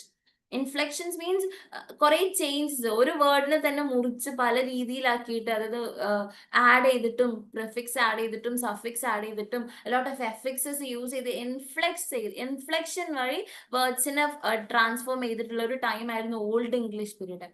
ആ ഒരു ടൈം നിന്ന് മിഡിൽ ഇംഗ്ലീഷിലോട്ട് വരുമ്പോൾ ഗ്രാജുവലി ഈ ഇൻഫ്ലെക്ഷൻസ് ലോസ് ആവാൻ തുടങ്ങി. നിങ്ങൾക്ക് ക്വസ്റ്റ്യൻ എക്സ്പെക്ട് ചെയ്യാം, ഹൈ ഇൻഫ്ലെക്ഷൻ യൂസ് ചെയ്തിട്ടുള്ള പീരീഡ് ഏതാ? It is old English period. And gradual middle English ടൈമിൽ വന്ന മേജർ ഷിഫ്റ്റ് എന്താന്ന് വെച്ചാൽ ഈ ഇൻഫ്ലെക്ഷൻസ് ഒക്കെ മെല്ലെ കുറയാൻ തുടങ്ങി. അവിടെ ഫ്ലെക്സിബിൾ വേർഡ് ഓർഡർ ആയിരുന്നു. മിഡിൽ ഇംഗ്ലീഷ് പീരീഡിലേക്ക് വരുമ്പോൾ ഫ്ലെക്സിബിൾ ആയിട്ട്, ഓൾഡ് ഇംഗ്ലീഷിൽ ഫ്ലെക്സിബിൾ ആയിരുന്നു, ഇവിടെ കുറച്ചുകൂടി ഫിക്സ്ഡ് ആവാൻ തുടങ്ങി. അപ്പൊ മിഡിൽ ഇംഗ്ലീഷ് പീരീഡ് മുതലാണ് നമ്മളിപ്പോൾ മോഡേൺ ഇംഗ്ലീഷിൽ യൂസ് ചെയ്യുന്ന ഫിക്സ്ഡ് വേർഡ് ഓർഡർ ആയിട്ടുള്ള സബ്ജക്ട് വേർബ് ഒബ്ജക്റ്റ് എന്നുള്ള ഒരു ഫിക്സ്ഡ് വേർഡ് ഓർഡർ, ഒരു സെന്റൻസ് സ്ട്രക്ചർ ഫോർമുലേറ്റ് ചെയ്തത് മിഡിൽ ഇംഗ്ലീഷ് പീരീഡിലാണ്. Okay. Encouraged use of prepositions. ഈ മിഡിൽ ഇംഗ്ലീഷ് പീരീഡിന്റെ മേജർ ഫീച്ചേഴ്സ് ആണ് കേട്ടോ ഇതൊക്കെ. ഈ ഫീച്ചേഴ്സ് ആണ് മിഡിൽ ഇംഗ്ലീഷിന് ഓൾഡ് ഇംഗ്ലീഷിൽ നിന്ന് ഡിഫറൻഷിയേറ്റ് ചെയ്യാൻ പറ്റുന്ന features. Gradual loss of inflections happen ചെയ്തു. ഒരു fixed word order was introduce. That means subject followed by verb then followed by object. ഇങ്ങനെയുള്ള ഒരു റിജിഡ് സ്ട്രക്ചർ കൊണ്ടുവന്ന് മിഡിൽ ഇംഗ്ലീഷ് ടൈംസിൽ. Then increased use of prepositions. Prepositions were highly used at that point of time. അപ്പോൾ old ഇംഗ്ലീഷിൽ കൂടുതൽ use ചെയ്തത് inflections ആണ്. And middle ഇംഗ്ലീഷിൽ ഫിക്സ്ഡ് വേർഡ് ഓർഡർ വന്നു, പ്രപ്പോസിഷൻസ് കൂടുതൽ യൂസ് ചെയ്യാൻ തുടങ്ങി. Then vocabulary expansion. വൊക്കാബുലറി എങ്ങനെയൊക്കെ എക്സ്പാൻഡ് ചെയ്തു? ഞാൻ പറഞ്ഞു ലാറ്റിൻ, ക്രിസ്ത്യാനിറ്റി ആൻഡ് എഡ്യൂക്കേഷൻ ഫീൽഡ്സിൽ ലാറ്റിൻ അവിടെ നിന്നുള്ള കുറെ വേർഡ്സ് ബോറോ ചെയ്തു. ഫ്രഞ്ച് എന്നൊക്കെ ബോറോ ചെയ്തു. ഗവൺമെന്റ് റിലേറ്റഡ് ആയിട്ടുള്ള വേർഡ്സ്, ഇപ്പൊ ഗവേണൻസ് റിലേറ്റഡ് ആയിട്ട് നമ്മൾ യൂസ് ചെയ്യുന്ന ഇംഗ്ലീഷ് വേർഡ്സ് ഒക്കെ ബോറോഡ് ഫ്രം ഫ്രഞ്ച് ആണ്. Massive borrowing from French and domains. ഞാൻ പറഞ്ഞു മിഡിൽ ഇംഗ്ലീഷ് പീരീഡില് കുറേ ഫ്രഞ്ച് വേർഡ്സ് ഇംഗ്ലീഷ് ബോറോ ചെയ്തു. കാരണം അവിടെ Norman French language, French was the language of administration, law and policy മേക്കിങ്ങിന്റെ ഒക്കെ ലാംഗ്വേജ് ഫ്രഞ്ച് ആയതുകൊണ്ട് തന്നെ കോമൺ മാന് ഈ വേർഡ്സ് ഒക്കെ ബോറോ ചെയ്തു ടു ഇംഗ്ലീഷ്. സോ ഏതൊക്കെ ഫീൽഡിലായിരിക്കും ഫ്രഞ്ച് ലാംഗ്വേജ് ഉണ്ടായിരുന്നത്? ഇപ്പൊ നമ്മൾ യൂസ് ചെയ്യുന്ന ജഡ്ജ്, ജൂറി, ഇതൊക്കെ ഒറിജിനൽ ഒത്തന്റിക് ഇംഗ്ലീഷ് വേർഡ്സ് അല്ല. This all words originated from French. French എന്ന് ബോറോ ചെയ്തിട്ടില്ല. അതായത് റൂട്ട് വേർഡ്സ് ആണ് കേട്ടോ. ചിലപ്പോൾ പ്രൊനൗൺസിയേഷൻ ഡിഫറെന്റ് ആയിരിക്കും ആൻഡ് ഓൾസോ ഇതിന്റെ റൂട്ട് വേർഡ് ഡിഫറെന്റ് ആയിരിക്കും. പക്ഷെ അതിന്റെ ഒറിജിൻ എങ്ങനെയാന്ന് വെച്ചാൽ ജഡ്ജ്, ജൂറി, ലോ റിലേറ്റഡ് ആയിട്ടുള്ള കുറെ ടേംസ് ഒക്കെ ഫ്രഞ്ച് എന്നാണ് ഒറിജിനേറ്റ് ചെയ്തിട്ടുള്ളത്. പാർലമെന്റ് എന്നുള്ള word originated from French. Crown എന്നുള്ള word originated from French. Culture, beauty, fashion, beef, mutton, ഫുഡിലുള്ള നമ്മളിപ്പോ ഇംഗ്ലീഷിൽ യൂസ് ചെയ്യുന്ന ഈ വേർഡ്സ് ഒക്കെ ഫ്രഞ്ച് വേർഡ്സ് ആണ് ആക്ച്വലി. ഫ്രഞ്ച് ഡിറൈവ് ചെയ്തിട്ടുള്ളത്. Not saying it is exactly as such, പക്ഷെ ഫ്രഞ്ച് എന്നാണ് ഒറിജിനേറ്റ് ചെയ്തിട്ടുള്ളത്. ഫ്രഞ്ച് എന്നാണ് അത് നമ്മൾ ഡിറൈവ് ചെയ്ത് എടുത്തിട്ടുള്ളത്. ഓക്കെ. നെക്സ്റ്റ് വൺ, ആ ടൈമിലുള്ള മേജർ ഡയലക്ട്സ് ഏതൊക്കെയാ? ഓൾഡ് ഇംഗ്ലീഷിന്റെ ഡയലക്ട്സ് 4 ഉണ്ടായിരുന്നു. What were they? West Saxon, Mercian, Northumbrian, Kentish. West Saxon, Mercian, Northumbrian, Kentish. ഇതായിരുന്നു ഓൾഡ് ഇംഗ്ലീഷിന്റെ ഡയലക്ട്സ് നമ്മൾ ഓൾറെഡി പഠിച്ചത്. ഇനി മിഡിൽ ഇംഗ്ലീഷിലത്തെ മേജർ ഡയലക്ട്സ് ഏതാ? നിങ്ങൾക്ക് ഇതിൽ മിഡിൽ ഇംഗ്ലീഷ്, ഓൾഡ് ഇംഗ്ലീഷ് തമ്മിൽ കണക്ട് ചെയ്യാനൊക്കെ അല്ലെങ്കിൽ മാത്സ് ദി ഫോളോയിങ് പോലെയുള്ള ക്വസ്റ്റ്യൻസും എക്സ്പെക്ട് ചെയ്യാം in NET exam. So please do remember middle ഇംഗ്ലീഷിലത്തെ ഡയലക്ട്സ് ഏതൊക്കെയാ? Northern, Midland, southern, കെൻഡിഷ്. ഈ ഡയലക്ട്സിൽ മിഡ്ലാൻഡ് നമ്മൾ നേരത്തെ പറഞ്ഞു, നേരത്തെ ഡോമിനേറ്റ് ചെയ്തിട്ടുള്ളത് വെസ്റ്റ് സാക്സൺ ആയിരുന്നു ഓൾഡ് ഇംഗ്ലീഷിൽ. ഇവിടെ ഡോമിനേറ്റ് ചെയ്യുന്നത് മിഡ്ലാൻഡ് ആണ്. മിഡ്ലാൻഡ് നമ്മൾ ഡോമിനേറ്റിംഗ് എന്ന് വിളിക്കാൻ കാരണം അവരായിരുന്നു സ്റ്റാൻഡേർഡ് ഇംഗ്ലീഷ് പ്രൊഡ്യൂസ് ചെയ്തത്. അതിൽ മിഡ്ലാൻഡിൽ ഈസ്റ്റ് മിഡ്ലാൻഡ്, അവിടെ വീണ്ടും ഡിവിഷൻസ് ഉണ്ട്, ഈസ്റ്റ് വെസ്റ്റ് എന്നൊക്കെ പറഞ്ഞിട്ട്. ഈസ്റ്റ് മിഡ്ലാൻഡ് ആണ് became the basis of standard English. Okay, middle ഇംഗ്ലീഷിലുള്ള ഡയലക്ട്സ് ആണ് 1, 2, 3, 4 ഈ 4 ആൻഡ് ഈ 4 ഏറ്റവും കൂടുതൽ, അതായത് English became a standard through East Midland ഡയലക്ട്സിലൂടെയാണ് English become a standard English through East Midland. ഇനി ലിറ്റററി ഡെവലപ്മെന്റ്, ആ ടൈമിലുള്ള ലിറ്ററേച്ചർ എങ്ങനെയൊക്കെയാണെന്ന് നോക്കാം. ഞാൻ പറഞ്ഞ മിഡിൽ ഇംഗ്ലീഷ് എന്ന് പറയുമ്പോൾ നമുക്ക് നേരെ ഓർമ്മ വരേണ്ട റൈറ്റ് വരാം ജെഫ്രി ചോസർ. ചോസറിന്റെ Canterbury Tales is the most ideal, അല്ലെങ്കിൽ അതിന്റെ ഒരു we consider principal principal work during that period of Middle English is Geoffrey Chaucer's Canterbury Tales. Okay, Canterbury Tales ആണ് Middle English ലാംഗ്വേജിൽ എഴുതിയിട്ടുള്ള ഒരു വർക്ക് ഏതാന്ന് നിങ്ങളോട് ഫസ്റ്റ് ചോദിക്കുമ്പോൾ you shouldn't forget the name of Canterbury Tales. ഇനി literary development, English reemerged as literary language. ഒരു ടൈമിൽ ഇംഗ്ലീഷ് ഭയങ്കര ഒരു ഡൗൺഫോൾ, ഞാൻ പറഞ്ഞു കോമൺ മാന്റെ ലാംഗ്വേജ് മാത്രമായിട്ട് മാറി. അതുകൊണ്ട് തന്നെ ലിറ്റററി ലാംഗ്വേജ് ആയിട്ട് അതിന് എക്സിസ്റ്റൻസ് ഇല്ലായിരുന്നു. ഞാൻ പറഞ്ഞു ഓൾഡ് ഇംഗ്ലീഷ് ആകുമ്പോൾ ഓറലി മാത്രം പാസ് ചെയ്ത് വന്നതാണ്, കോമൺ മാന്റെ മാത്രം ലാംഗ്വേജ് ആയിട്ടായിരുന്നു അത് എക്സിസ്റ്റ് ചെയ്തിട്ടുണ്ടായിരുന്നത്.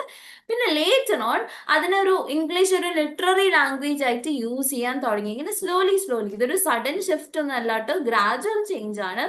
ജോഫ്രി ചോസർ ഡെമോൺസ്ട്രേറ്റഡ് ഇംഗ്ലീഷിന്റെ എക്സ്പ്രസീവ് കേപ്പബിലിറ്റി എക്സ്പ്രസ് ചെയ്തു through his work the Canterbury Tales that became a lot more of a popularized work. Literature moved from oral to written. Oral format, old English oral ആണെങ്കിൽ middle ഇംഗ്ലീഷിലാണ് അത് written ട്രഡീഷനിലോട്ട് വന്നത്.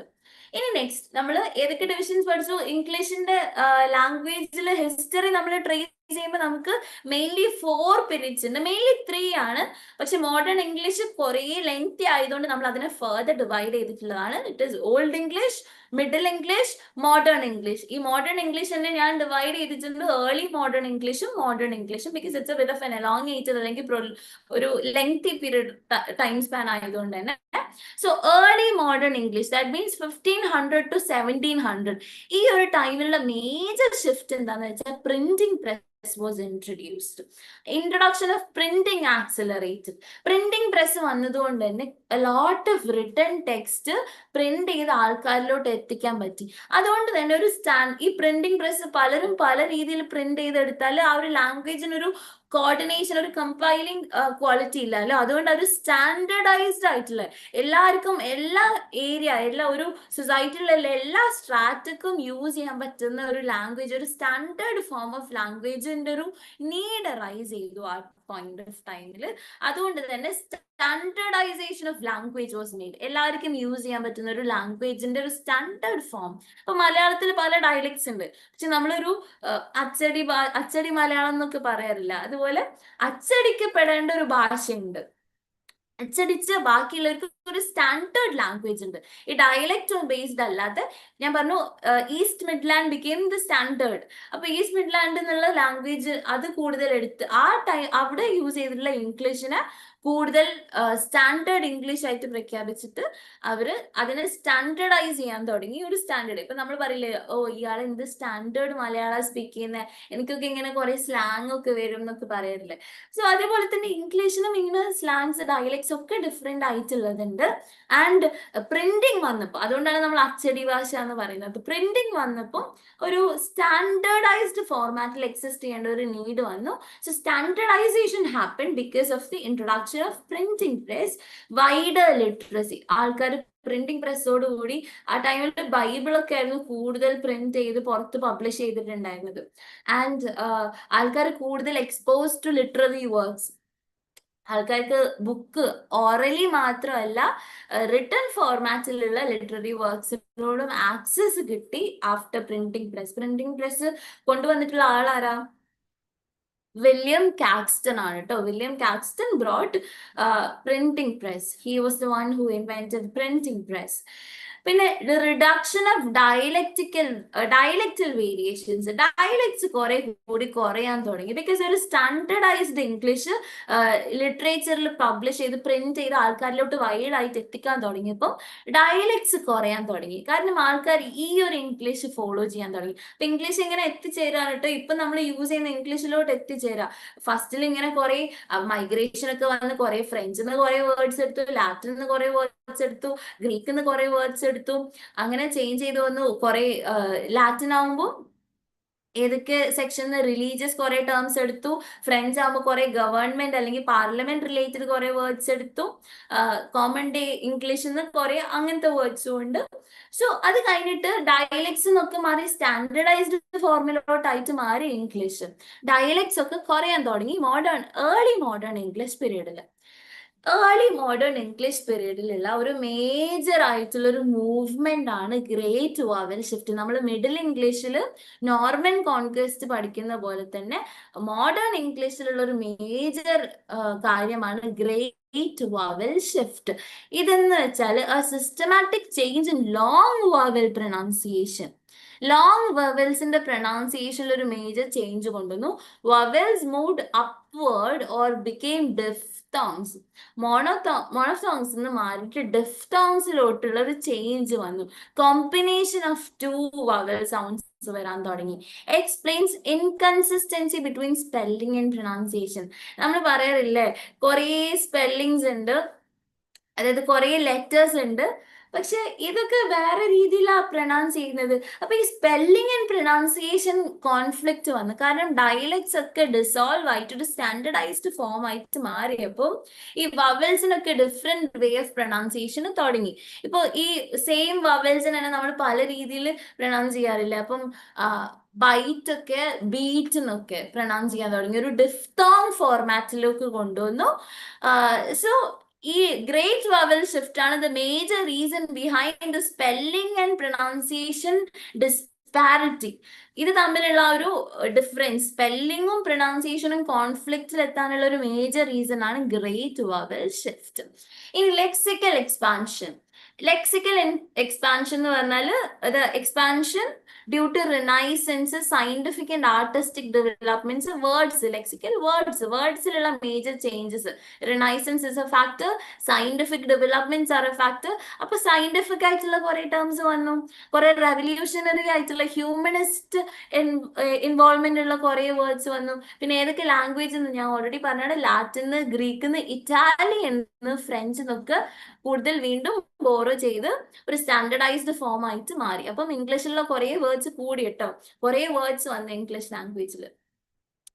Literary language early modern English പീരീഡിൽ ഷേക്സ്പിയറിന്റെ കുറെ words English, അതായത് Shakespeare കുറെ words ഇംഗ്ലീഷിന് കൊടുത്തിട്ടുണ്ട്.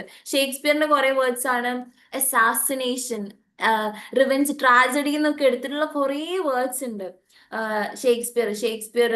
പിന്നെ അത് കഴിഞ്ഞ് മിൽട്ടൺ, സ്പെൻസർ, ഇവരുടെ ഒക്കെ ലിറ്റററി വർക്ക്സിൽ ആ ടൈമിൽ ആദ്യമായിട്ടായിരിക്കും ഈ വേർഡ്സ് യൂസ് ചെയ്തിട്ടുണ്ടാവുക. അപ്പൊ ഷേക്സ്പിയറിന്റെ ലിറ്റററി വർക്ക് ബോറോ ചെയ്തിട്ടുള്ള ഒരു വാക്കാണ്, ഒരു വേർഡാണ് അസാസിനേഷൻ. പിന്നെ ലോൺലി എന്ന് പറഞ്ഞൊരു വർക്ക് ഷേക്സ്പിയറിന്റെ വർക്ക് ബോറോ ചെയ്തിട്ടുള്ളതാണ്. അപ്പൊ ഷേക്സ്പിയർ എഴുതിയിട്ടുള്ളതിന് കുറെ വേർഡ്സ് ബോറോ ചെയ്യാൻ തുടങ്ങി നമ്മള്. സോ ഷേക്സ്പിയറിന്റെ വർക്ക് ഒരുപാട് ഇൻഫ്ലുവൻസ് ചെയ്തിട്ടുണ്ട്, ഇംഗ്ലീഷ് ലാംഗ്വേജിലോട്ട് കുറെ വേർഡ്സ് കൊണ്ടുവന്നിട്ടുണ്ട്.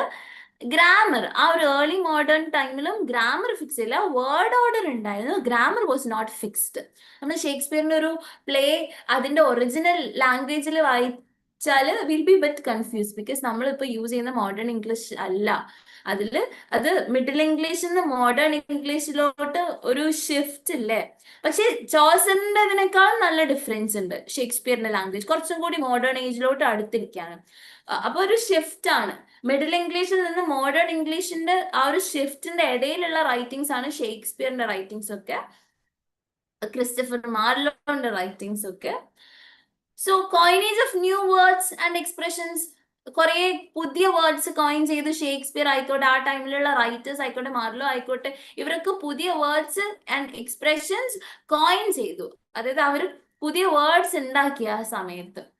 സോ ഷേക്സ്പിയറിന്റെ ട്രാജഡിയില് ഷേക്സ്പിയറിന്റെ പ്ലേസിലൊക്കെ ഉള്ള വർക്ക്സ് കുറേ ഇംഗ്ലീഷിലോട്ട് ബോറോ ചെയ്തിട്ടുണ്ട് കേട്ടോ. ഞാൻ ഒരു എക്സാമ്പിൾ പറഞ്ഞത് അസാസിനേഷൻ പറഞ്ഞു, ഗ്രീഫ് പറഞ്ഞു, ലോൺലിനെസ് പറഞ്ഞു. ദെൻ മോഡേൺ ഇംഗ്ലീഷിലോട്ട് വരുമ്പോൾ അതിലുള്ള മേജർ പോയിന്റ്സ് എന്തൊക്കെ വി ഹാവ് ടു റിമെമ്പർ എന്ന് നോക്കാം. പ്രിസ്ക്രിപ്റ്റീവ് ഗ്രാമർ എന്ന് പറഞ്ഞാൽ കുറെ റൂൾസ് ഒക്കെ വരാൻ തുടങ്ങി. അതായത് കുറെ ഗ്രാമർ റൂൾസ് ബേസ് ചെയ്തിട്ട് ലാംഗ്വേജ്. അപ്പൊ മോഡേൺ ഇംഗ്ലീഷിലാണ് ഗ്രാമർ വരുന്നത്. ഓൾഡ് ഇംഗ്ലീഷിൽ എന്തായിരുന്നു? High inflection. മിഡിൽ ഇംഗ്ലീഷിൽ എന്താ? പ്രപ്പോസിഷൻസ് യൂസ് ചെയ്തു, വേർഡ് ഓർഡർ ഫോം ചെയ്തു. ഈ പോയിന്റ്സ് റിമെമ്പർ ചെയ്യാം. ഓൾഡ് ഇംഗ്ലീഷിൽ ഓറലി ആയിരുന്നു ലിറ്ററേച്ചർ, അവിടെ ഹൈ ഇൻഫ്ലെക്ഷൻസ് ആയിരുന്നു. മിഡിൽ ഇംഗ്ലീഷിലോട്ട് വരുമ്പോൾ അവിടെ വേർഡ് ഓർഡർ വന്നു. മോഡേൺ ഇംഗ്ലീഷിലോട്ട് വരുമ്പോൾ അവിടെ ഗ്രാമർ വന്നു. ഓക്കെ, ഓൾഡ് ഇംഗ്ലീഷിൽ ഹൈ ഇൻഫ്ലെക്ഷൻ ആയിരുന്നു, മിഡിൽ ഇംഗ്ലീഷിൽ വേർഡ് ഓർഡർ വന്നു. മോഡേൺ ഇംഗ്ലീഷിൽ എന്താ വന്നത്? ഗ്രാമറിന്റെ ഹൈ റിജിഡ് റൂൾസ് വരാൻ തുടങ്ങി. ഈസ്, വാസ്, ടെൻസ്, ഇങ്ങനത്തെ കുറെ grammatical subject verb agreement, lot of grammar was introduce during the period of modern English. അപ്പൊ ഈ ഗ്രാമർ നമ്മൾ ഇപ്പൊ ഇംഗ്ലീഷിൽ യൂസ് ചെയ്യുന്ന ഗ്രാമറിന്റെ ബേസിക് ഒരു മോഡൽ എന്താ? ഒരു പ്രോട്ടോ മോഡൽ ആയിട്ട് ലാറ്റിൻ ഗ്രാമർ ആയിരുന്നു റെഫറൻസ്. ഇംഗ്ലീഷിൽ ഇപ്പൊ യൂസ് ചെയ്യുന്ന ഗ്രാമറിന്റെ ഒരു റെഫറൻസ് മോഡൽ എന്ന് പറഞ്ഞത് ലാറ്റിൻ ഗ്രാമർ ആയിരുന്നു. Okay, grammarians attempted to fix English. അവര് ഇംഗ്ലീഷിനെ ഫിക്സ് ചെയ്യാൻ തുടങ്ങി. അതിൽ ഒരു റൂൾ ബുക്ക് ഉണ്ടാക്കി. ഇന്നൊക്കെ റൂൾസ് ഫോളോ ചെയ്തിട്ടാണ് ഇംഗ്ലീഷിൽ സെന്റൻസ് സ്ട്രക്ചർ ഉണ്ടാക്കേണ്ടത്, സെന്റൻസസ് എങ്ങനെയാണ് ഫ്രെയിം ചെയ്യേണ്ടതുള്ള കുറെ grammatical rules were introduced during that period. And prescriptive grammar means the rigid system of rules or formal rules with which English language was pinpointed. So next one, ഇനി ഒരു standardisation നമ്മൾ already പറഞ്ഞു. Early modern ഇംഗ്ലീഷിൽ standardisation of English happened. And ആ ഒരു ടൈമിൽ major contribution കൊടുത്തത് Samuel ജോൺസന്റെ ഡിക്ഷണറി. സാമുവൽ ജോൺസൺ ആണ് ഫസ്റ്റ് ടൈം കുറെ വേർഡ്സ് കമ്പൈൽ ചെയ്തിട്ട് ഒരു ഡിക്ഷണറി, ഒരു first original form of dictionary compile ചെയ്ത് വേർഡ്സ് കമ്പൈൽ ചെയ്ത് ഒരു ഡിക്ഷണറി ഫോർമുലേറ്റ് ചെയ്ത ആളാണ് Samuel Johnson. Okay, Samuel Johnson. So language consider ചെയ്യുമ്പോൾ സാമുവൽ ജോൺസന്റെ dictionary is a major contribution to language of English ലാംഗ്വേജിൽ ഏറ്റവും കൂടുതൽ കോൺട്രിബ്യൂഷൻ, വേർഡ്സ് റിലേറ്റഡ് ആയിട്ടുള്ള കോൺട്രിബ്യൂഷൻ. സാമുവൽ ജോൺസൺ ഷേക്സ്പിയറിന്റെ ഇംഗ്ലീഷ്, അതായത് ഫ്രഞ്ച് എന്നുള്ള ഇംഗ്ലീഷ്, ലാറ്റിൻ എന്നൊക്കെ ബോറോ ചെയ്തിട്ടുള്ള ഒരു ഇംഗ്ലീഷ് ഫോർമാറ്റ് ഇല്ല, അതിനൊക്കെ കമ്പൈൽ ചെയ്തിട്ട് ഒരു ഡിക്ഷണറി പ്രൊഡ്യൂസ് ചെയ്തു. അപ്പൊ ഡിക്ഷണറി പ്രൊഡ്യൂസ് ചെയ്യുന്നത് വെച്ചാൽ കോഡിഫിക്കേഷൻ, ഒരു യൂണിഫിക്കേഷൻ, ഒരു സ്റ്റാൻഡേർഡ് ഫോം വന്നു. സ്പെല്ലിങ്ങും മീനിങ്ങും ഒക്കെ ഒരു സ്റ്റാൻഡേർഡൈസ് ചെയ്തു. അപ്പൊ ബാക്കിയുള്ളവർക്കും ഇത് യൂസ് ചെയ്യാനുള്ള ഒരു ആക്സസ് കിട്ടി. ഗ്രാമർ ബുക്സ് കുറേ, ഞാൻ പറഞ്ഞു ഗ്രാമാറ്റിക്കൽ റിജിഡ് റൂൾസ് വരാൻ തുടങ്ങി. ഗ്രാമർ ബുക്സ് പ്രൊഡ്യൂസ് ചെയ്യാൻ തുടങ്ങി ആ പീരീഡില്. ആൻഡ് ഈ മോഡേൺ ഇംഗ്ലീഷ് പീരീഡിലാണ് ഇംഗ്ലീഷ് ബാക്കിയുള്ള കൺട്രീസിലോട്ടും സ്പ്രെഡ് ഔട്ട് ചെയ്യാൻ തുടങ്ങിയത്. ഏതാണ് ഈ സ്പ്രെഡ് ഔട്ട്? ബാക്കിയുള്ള കൺട്രീസിലോട്ടും ഇംഗ്ലീഷ് സ്പ്രെഡ് ഔട്ട് ചെയ്യാനുള്ള ഒരു മേജർ റീസൺ എന്താ? Colonial expansion. Okay, colonial expansion. British ഒരു സുപ്രീം എംപയർ ആയിട്ട് മാറി. ബാക്കിയുള്ള കൺട്രീസിലൊക്കെ ഇവര് പവർ അസേർട്ട് ചെയ്യാൻ തുടങ്ങി, പവർ സ്ട്രക്ചേഴ്സ് ഫോം ചെയ്യാൻ തുടങ്ങി. അവർ കോളനീസ് ബിൽഡ് ചെയ്തു. ബാക്കിയുള്ള കുറച്ചുകൂടി ഇൻഫീരിയർ ആയിട്ടുള്ള കൺട്രീസിൽ കുറച്ചും കൂടി പ്രോഫിറ്റ് ഫ്ലോ അല്ലെങ്കിൽ ഇക്കോണമി കുറഞ്ഞിട്ടുള്ള രാജ്യങ്ങളിൽ പോയിട്ട്, എക്കോണമി കുറഞ്ഞിട്ടുള്ളതെന്ന് പറഞ്ഞാലും അവിടെ പോയി ലൂട്ട് ചെയ്തു ബ്രിട്ടൻ. ഇപ്പൊ ഇന്ത്യയിൽ വന്നിട്ട് ഇന്ത്യന്റെ ഇതൊക്കെ വിറ്റിട്ട് അവര് എക്സ്പോർട്ട് ചെയ്തിട്ട് അവരെന്താക്കി, അവര് ലാഭം കൊയ്തു. They earned a lot of profit from looting. ഇവിടേക്ക് ഇന്ത്യയിലോട്ട് മൈഗ്രേറ്റ് ചെയ്ത് വന്നിട്ടുള്ള ആൾക്കാരൊക്കെ ഇവിടുത്തെ റിസോഴ്സസ് ഒക്കെ എക്സ്പ്ലോയിറ്റ് ചെയ്ത് അവര് ലാഭം ഉണ്ടാക്കി. സോ സിമിലർലി ഈ ഒരു എയിം വെച്ചിട്ട് British formed a lot of colonies in other കൺട്രീസിൽ a lot of colonies build ചെയ്തു. അതുകൊണ്ട് തന്നെ ഇംഗ്ലീഷ് ഒരു ഇംഗ്ലീഷിന്റെ ഒരു സ്റ്റാർട്ട് ഓഫ് ബിൽഡിംഗ് ഗ്ലോബൽ, ഇപ്പോഴുള്ള ഗ്ലോബൽ ലിംഗ്വ ഫ്രാങ്ക ആണ് ഇംഗ്ലീഷ്. ഞാൻ പറഞ്ഞിട്ടുണ്ടായിരുന്നു lingua franca means globally used. Lot of majority use English as a standard language. നമ്മളിപ്പോൾ ഇന്റർവ്യൂസ് ഏതൊരു ഏരിയയിലുള്ള ഇന്റർവ്യൂ അറ്റൻഡ് ചെയ്യുന്നത് ഇംഗ്ലീഷ് ലാംഗ്വേജിലല്ലേ? Why? Because it becomes a global language that become A digital language. Digital social media ഒക്കെ use ചെയ്യുന്ന majority use ചെയ്യുന്ന language English ആയിട്ട് മാറി. അപ്പൊ ഒരു ഫോർമൽ യൂസിന് ഒരു സ്റ്റാൻഡേർഡ് ഫോം ഓഫ് ലാംഗ്വേജ് ആയിട്ട് ഇംഗ്ലീഷ് മാറി. അപ്പൊ ഇതിന്റെ ബേസിക് റൂട്ട് എന്താ? നമുക്ക് ഇന്ത്യയിലോട്ടൊക്കെ ഇംഗ്ലീഷ് വന്നതിന്റെ റീസൺ എന്താ? Because of colonisation. കൊളോണൈസേഷൻ ആണ് ഈ ഒരു ഇംഗ്ലീഷിനെ ഒരു ഗ്ലോബൽ ലിംഗ്വ ഫ്രാങ്ക ആക്കാൻ വേണ്ടിയിട്ട് സഹായിച്ചിട്ടുള്ളത്. സോ ഇംഗ്ലീഷ് ഒരു വേൾഡ് ലാംഗ്വേജ് ആയി. ആൻഡ് വേൾഡ് ലാംഗ്വേജ് ആയതുകൊണ്ട് തന്നെ ഇപ്പൊ നമുക്ക് തന്നെ ഇന്ത്യൻ ഇംഗ്ലീഷ് ഉണ്ട്. ഇന്ത്യയിൽ സംസാരിക്കുന്ന ഒരു ഇംഗ്ലീഷ് ബ്രിട്ടീഷ് ലാംഗ്വേജിൽ നിന്ന് കുറച്ച് ഡിഫറെന്റ് ആണ്. നമുക്ക് നമ്മുടേതായിട്ടുള്ള പ്രൊണൗൺസിയേഷൻ ഉണ്ട്, നമ്മളുടേതായിട്ടുള്ള ആക്സെന്റ് ഉണ്ട്. So we borrowed English as a formal language of us and give നമ്മളുടെ ഇന്ത്യൻ നേറ്റീവ് ടങ്സ്. ഇപ്പം ഇവിടെ തന്നെ നോർത്ത് ഇന്ത്യയിലുള്ള ആൾക്കാർ സംസാരിക്കുന്ന ഇംഗ്ലീഷ് ഡിഫറെന്റ് ലെവലായിരിക്കും, സൗത്ത് ഇന്ത്യൻ ഇംഗ്ലീഷ് ഡിഫറെന്റ് ലെവലായിരിക്കും, ബാംഗ്ലൂരിൽ ഡിഫറെന്റ് ഇംഗ്ലീഷ് ആയിരിക്കും, കേരളൈറ്റ്സ് ഡിഫറെന്റ് ഇംഗ്ലീഷ് ആയിരിക്കും. അപ്പൊ നമ്മൾ കുറെ വേരിയേഷൻസ്, മൾട്ടിപ്പിൾ വെറൈറ്റീസ് പ്രൊഡ്യൂസ് ചെയ്യാൻ തുടങ്ങി. Okay, so next one linguistics. So that is the history, അല്ലെങ്കിൽ ഒരു വെരി ബ്രീഫ് അല്ലെങ്കിൽ ഒരു ബേസിക് ഫൗണ്ടേഷണൽ ലെവലിലാണ് ഞാനിപ്പം ഹിസ്റ്ററി ഓഫ് ഇംഗ്ലീഷ് ലാംഗ്വേജ് പറഞ്ഞു തന്നിട്ടുള്ളത്. ഓൾഡ് ഇംഗ്ലീഷ് ഉണ്ട്, മിഡിൽ ഇംഗ്ലീഷ് ഉണ്ട്, മോഡേൺ ഇംഗ്ലീഷ് ഉണ്ട്. മോഡേൺ ഇംഗ്ലീഷിന് 2 ഡിവിഷൻ ആയിട്ടാണ് ഞാൻ പറഞ്ഞു തന്നിട്ടുള്ളത്, early modern English and modern English. So old ഇംഗ്ലീഷിൽ നിങ്ങൾ ആലോചിക്കണം, ഇറ്റ് ഈസ് ഓറലി ആയിരുന്നു കൂടുതൽ, and lot of Scandinavian influence ഉണ്ടായിരുന്നു, ലാറ്റിൻ ഇൻഫ്ലുവൻസ് ഉണ്ടായിരുന്നു. മിഡിൽ ഇംഗ്ലീഷിൽ ഫ്രഞ്ച് ഇൻഫ്ലുവൻസ് ആണ്. മോഡേൺ ഇംഗ്ലീഷിൽ ലിറ്റററി വർക്ക്സ്, ഷേക്സ്പിയറിന്റെ ഒക്കെ വർക്ക്സ് ഇൻഫ്ലുവൻസ് ആയിട്ടുണ്ട്. ഗ്രീക്ക് ഇൻഫ്ലുവൻസ് ഉണ്ട്, ഇറ്റാലിയൻ ഇൻഫ്ലുവൻസ് ഉണ്ട്.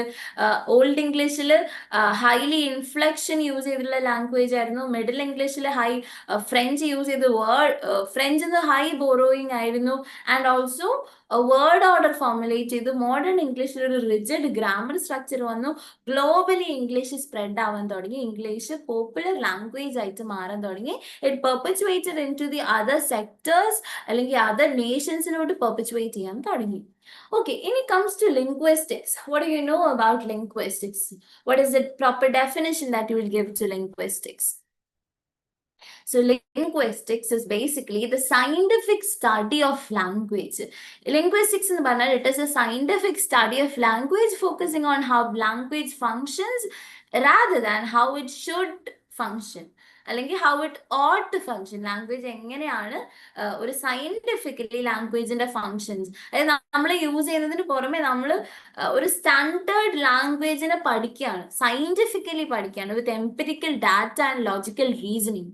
ഓക്കെ, സോ ഈ ഒരു ലിംഗ്വിസ്റ്റിക്സ് തന്നെ ഡിസ്ക്രിപ്റ്റീവ് ഉണ്ട്, സിസ്റ്റമാറ്റിക് ഉണ്ട്, ഒബ്ജക്റ്റീവ് സ്റ്റഡി ആണ്. It is descriptive, systematic, objective, completely science related ആയിട്ടുള്ള ഒരു സ്റ്റഡിയാണ് ലിംഗ്വിസ്റ്റിക്സ്. അതുകൊണ്ട് തന്നെയാണ് ലിറ്ററേച്ചർ സ്റ്റുഡൻസിന് ലിംഗ്വിസ്റ്റിക്സ് കുറച്ച് ടഫ് ആവാറ്. ബിക്കോസ് കുറേയൊക്കെ എംപിരിക്കൽ ആണ്, കുറച്ച് അതായത് വെരി സയന്റിഫിക് തിയറീസ് പോലെയുള്ള കുറെ തിയറീസ് ഉണ്ട് ലിംഗ്വിസ്റ്റിക്സിൽ. സയന്റിഫിക് ഡിവിഷൻസ് ഉണ്ട്, സയന്റിഫിക് എക്സ്പ്ലനേഷൻസ് ഉണ്ട്. Okay, so structural linguistics. ലിംഗ്വിസ്റ്റിക്സിലുള്ള ഒരു മേജർ ബ്രാഞ്ച് ഓഫ് സ്റ്റഡിയാണ് structural linguistics. That studies the structure of certain languages with certain literary terms and theories ഒക്കെ യൂസ് ചെയ്തിട്ട് സ്ട്രക്ചറൽ സ്റ്റഡി ഓഫ് ലാംഗ്വേജ് ആണ് structural linguistics. അതിന്റെ proponent ആയിട്ടുള്ളത് Ferdinand de Saussure. സോഷുറേന്റെ structuralism നിങ്ങൾ പഠിച്ചിട്ടുണ്ടാവും when it comes to literary theory. So linguistics structural linguistics കൊണ്ടുവന്നിട്ടുള്ള 2 terms ആണ് langue and parole. Langue and parole, langue and parole ആ 2 divisions എപ്പോഴും റിപ്പീറ്റഡ്ലി നെറ്റിൽ പ്രസന്റ് ആയിട്ടുള്ള ഒരു ഏരിയ ആണ് ഈ ലാങ് ആൻഡ് പെറോൾ. ലിംഗ്വിസ്റ്റിക് സെക്ഷൻ എന്തെങ്കിലും ക്വസ്റ്റ്യൻസ് ആഡ് ചെയ്യേണ്ടതെന്ന് വിചാരിച്ച് കൊടുക്കുന്നതാണോ എന്നറിയില്ല, എപ്പോഴും ലാങ് ആൻഡ് പെറോൾ കാണാം ക്വസ്റ്റ്യൻ പേപ്പറിൽ. So Lang and parole, Lang എന്ന് പറഞ്ഞാൽ ഒരു അബ്സ്ട്രാക്ട് ലാംഗ്വേജ് സിസ്റ്റം. ഇപ്പൊ മലയാളത്തിന് ഒരു സ്റ്റാൻഡേർഡൈസ്ഡ് കോഡിഫൈഡ് ആയിട്ടുള്ള ലാംഗ്വേജ് സിസ്റ്റം ഉണ്ട്. അതിന് ഇന്നൊക്കെ റൂൾസ് ഉണ്ട്, ഇന്നൊക്കെ ഗ്രാമർ ഉണ്ട്, ചില വേർഡ്സ് ഉണ്ട് എന്നൊക്കെ പറഞ്ഞൊരു മലയാളം അതാണ് ലാംഗ്, ഒരു അബ്സ്ട്രാക്ട് അബ്സ്ട്രാക്ട് ആയിട്ടുള്ള ഒരു സിസ്റ്റം ഉണ്ട് ഒരു പെർട്ടിക്കുലർ ലാംഗ്വേജിന്. അതായത് ആ സിസ്റ്റത്തിലായിരിക്കും ഗ്രാമർ, അതിന്റെ ഇപ്പൊ ഒരു സ്റ്റാൻഡേർഡൈസ്ഡ് വേർഡ്സ് ഒക്കെ ഉണ്ടാവുന്ന ഒരു സിസ്റ്റം. അതായത് മലയാളം ഇങ്ങനെയാണ്, അകാരം, ഇങ്ങനെയൊക്കെ നമ്മൾ കുറെ പഠിക്കാറില്ലേ, പര്യായങ്ങള്, അങ്ങനെ ഗ്രാമേഴ്സും വേർഡ് സ്ട്രക്ചേഴ്സും ഒക്കെ ഉള്ള ഒരു സിസ്റ്റമാണ് ലാംഗ്. പെറോൾ എന്ന് പറഞ്ഞാൽ ആക്ച്വൽ സ്പീച്ച് ആർട്സ്. ഇപ്പൊ ലാംഗ് ആൻഡ് പെറോളിന് നിങ്ങൾക്ക് ഒരു ഡെയിലി ലൈഫ്, പേഴ്സണൽ ലൈഫിലോട്ട് എടുത്താൽ ഇപ്പൊ നിങ്ങൾ സ്പീക്ക് ചെയ്യുന്ന നേറ്റീവ് ലാംഗ്വേജ് മലയാളമാണ്. അപ്പൊ മലയാളത്തിന്റെ ഗ്രാമാറ്റിക്കൽ റൂൾസും ഇതുള്ള ഒരു standard form of Malayalam.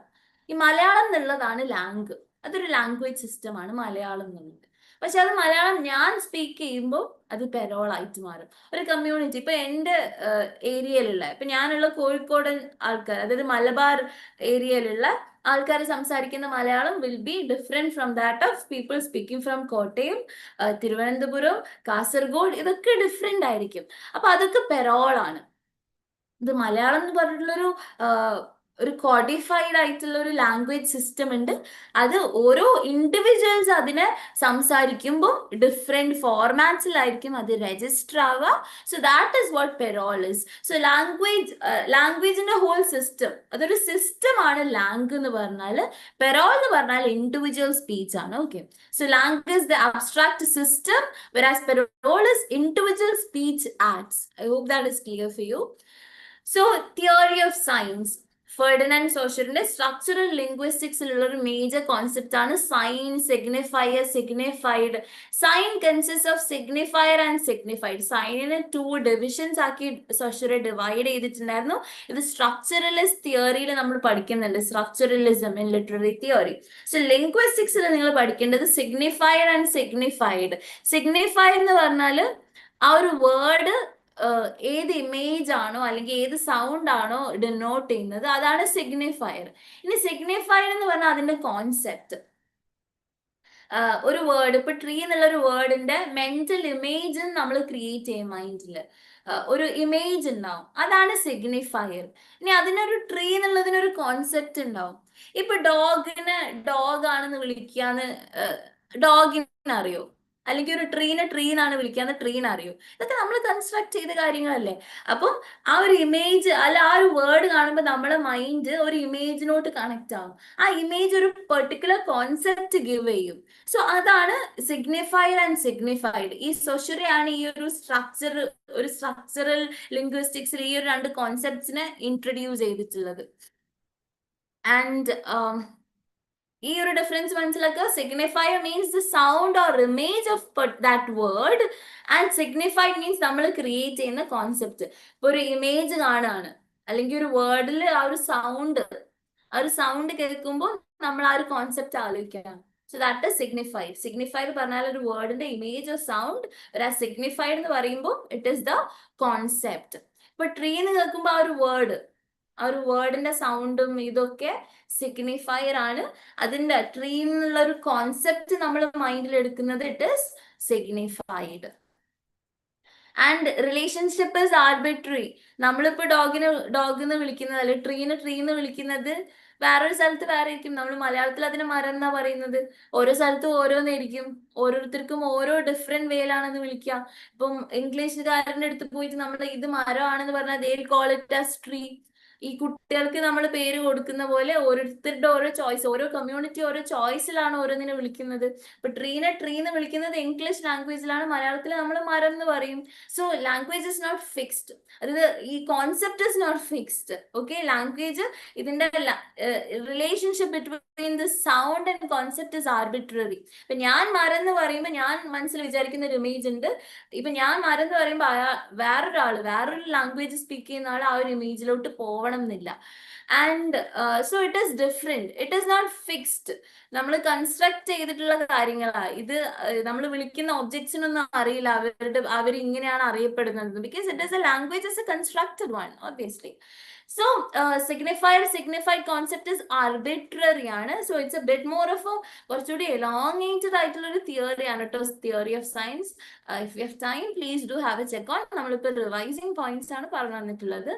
Then go synchronic and diachronic study. Synchronic and diachronics are 2 divisions of study.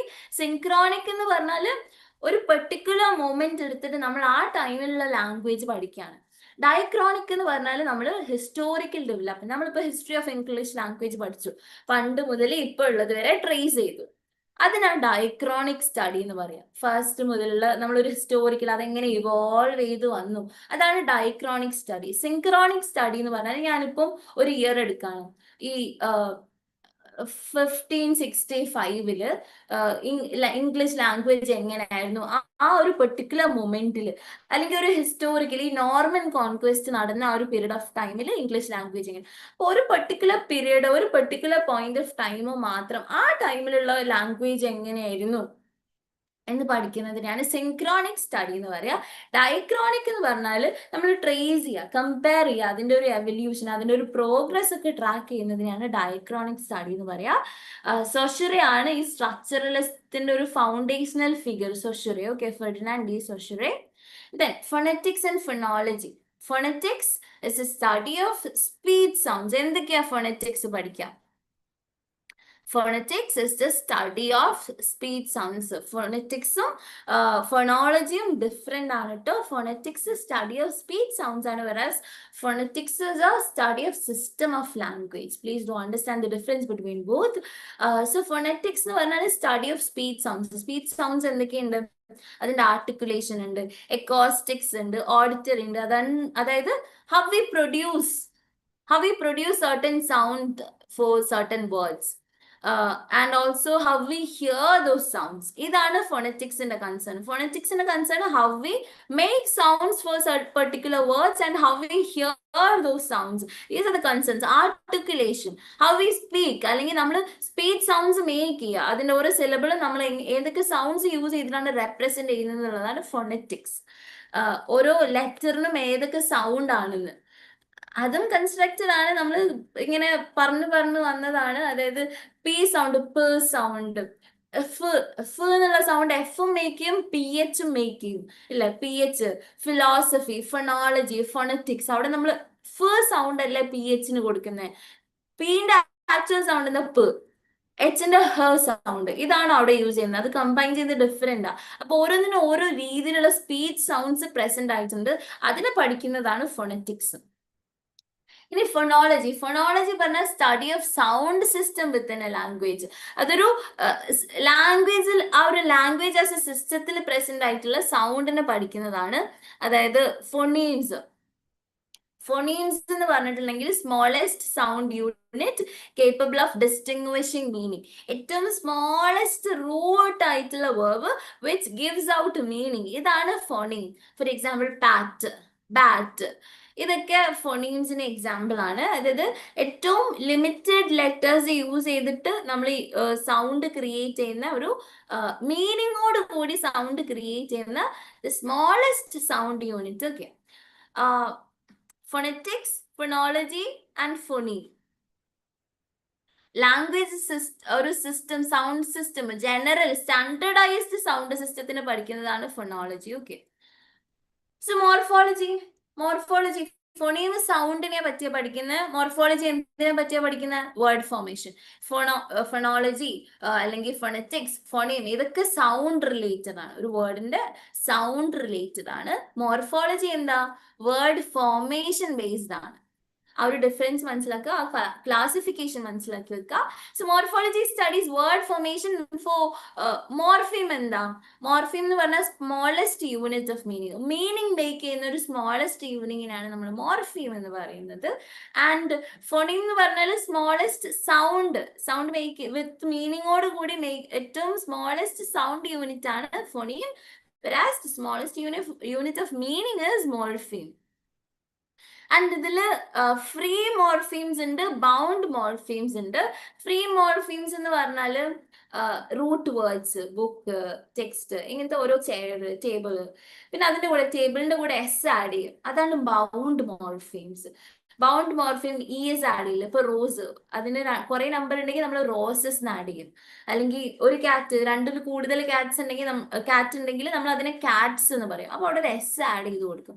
അപ്പൊ ഫ്രീ മോർഫീംസ് എന്ന് പറഞ്ഞാൽ സ്വന്തമായിട്ട് എക്സിസ്റ്റ് ചെയ്യാൻ പറ്റുന്നതാണ് ഫ്രീ മോർഫീംസ്. അതാണ് ബാറ്റ്, കാറ്റ്, ചെയർ, ടേബിൾ എന്നൊക്കെ പറഞ്ഞാൽ. ബൗണ്ട് മീൻസ് എന്ന് പറഞ്ഞാൽ ഇവർക്ക് ഒരു റൂട്ട് വേർഡിന്റെ കൂടെ എക്സിസ്റ്റ് ചെയ്യാൻ പറ്റുള്ളൂ.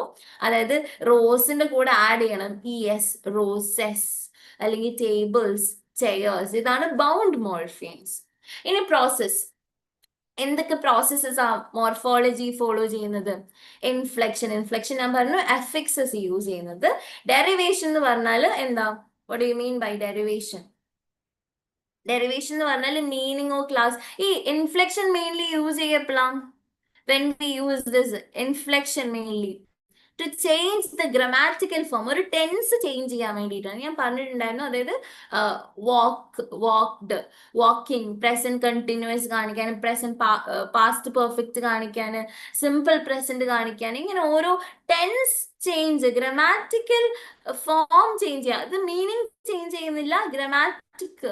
സിങ്, സാങ്, സങ്, അവിടെയൊക്കെ എന്താ മീനിങ് ചെയ്യുന്നത്? അതായത് ഇപ്പം റിട്ടൺ, അവിടെ EN, ഇന്റൻഡഡ് മീനിങ് എന്താ? എഴുതി, എഴുതി എന്നുള്ളതാണ്. റൂട്ട് വേർഡ് എന്ന് പറഞ്ഞാൽ റൈറ്റ് ആണ്, പക്ഷെ അതിന്റെ കൂടെ EN ആഡ് ചെയ്തു, അല്ലെങ്കിൽ വാക്കിന്റെ കൂടെ ED ആഡ് ചെയ്തു, അവിടെ ഒരു അഫിക്സ് ആഡ് ചെയ്തു, അവിടെ ഒരു പ്രിഫിക്സ് എന്ന് പറഞ്ഞാൽ മുന്നേ ആഡ് ചെയ്യുന്നത്, സഫിക്സ് എന്ന് പറഞ്ഞാൽ എൻഡിൽ ആഡ് ചെയ്യുന്നത്. സോ വാക്കിന്റെ കൂടെ ED ആഡ് ചെയ്തു, അപ്പൊ അവിടെ പാസ്റ്റ് ഫോർമാറ്റ് ആയി.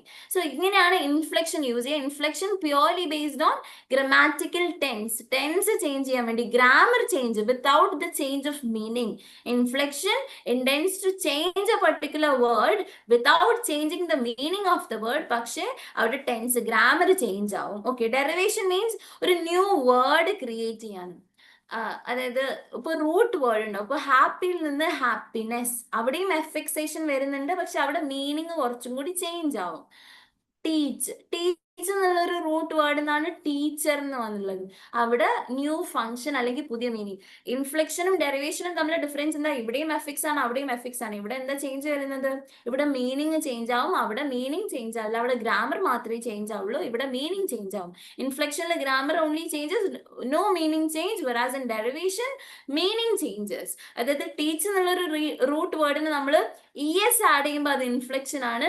ER ആഡ് ചെയ്ത് ടീച്ചർ എന്നുള്ളൊരു വേറൊരു മാറി. ടീച്ചറും തമ്മിൽ കംപ്ലീറ്റ്ലി ഡിഫറെന്റ് മീനിങ് ആണ്.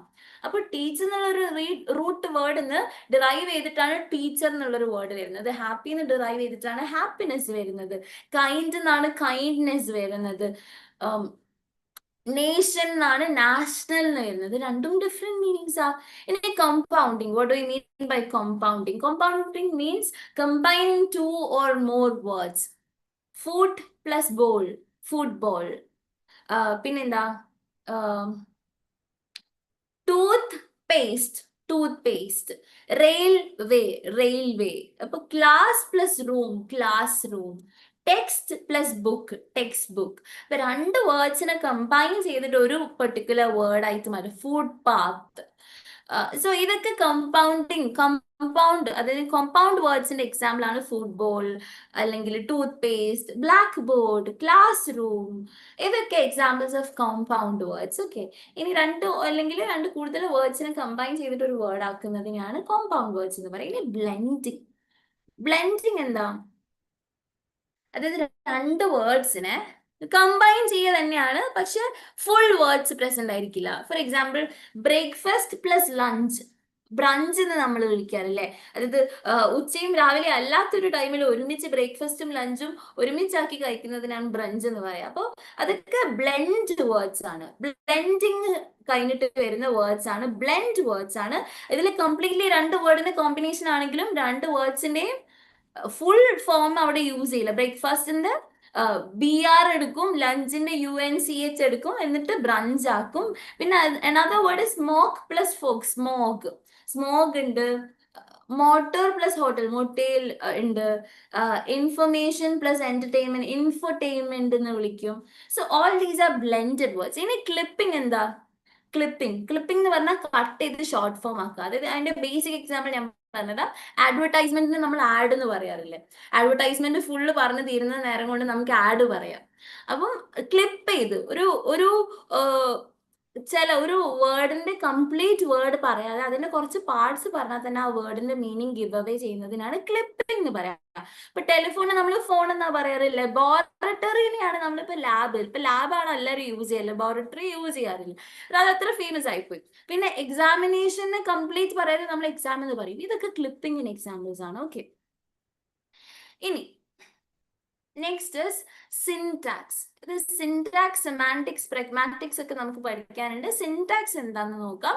Syntax is the study of sentence structure. Sentence structure പഠിക്കുന്നതാണ് സിൻടാക്സ്.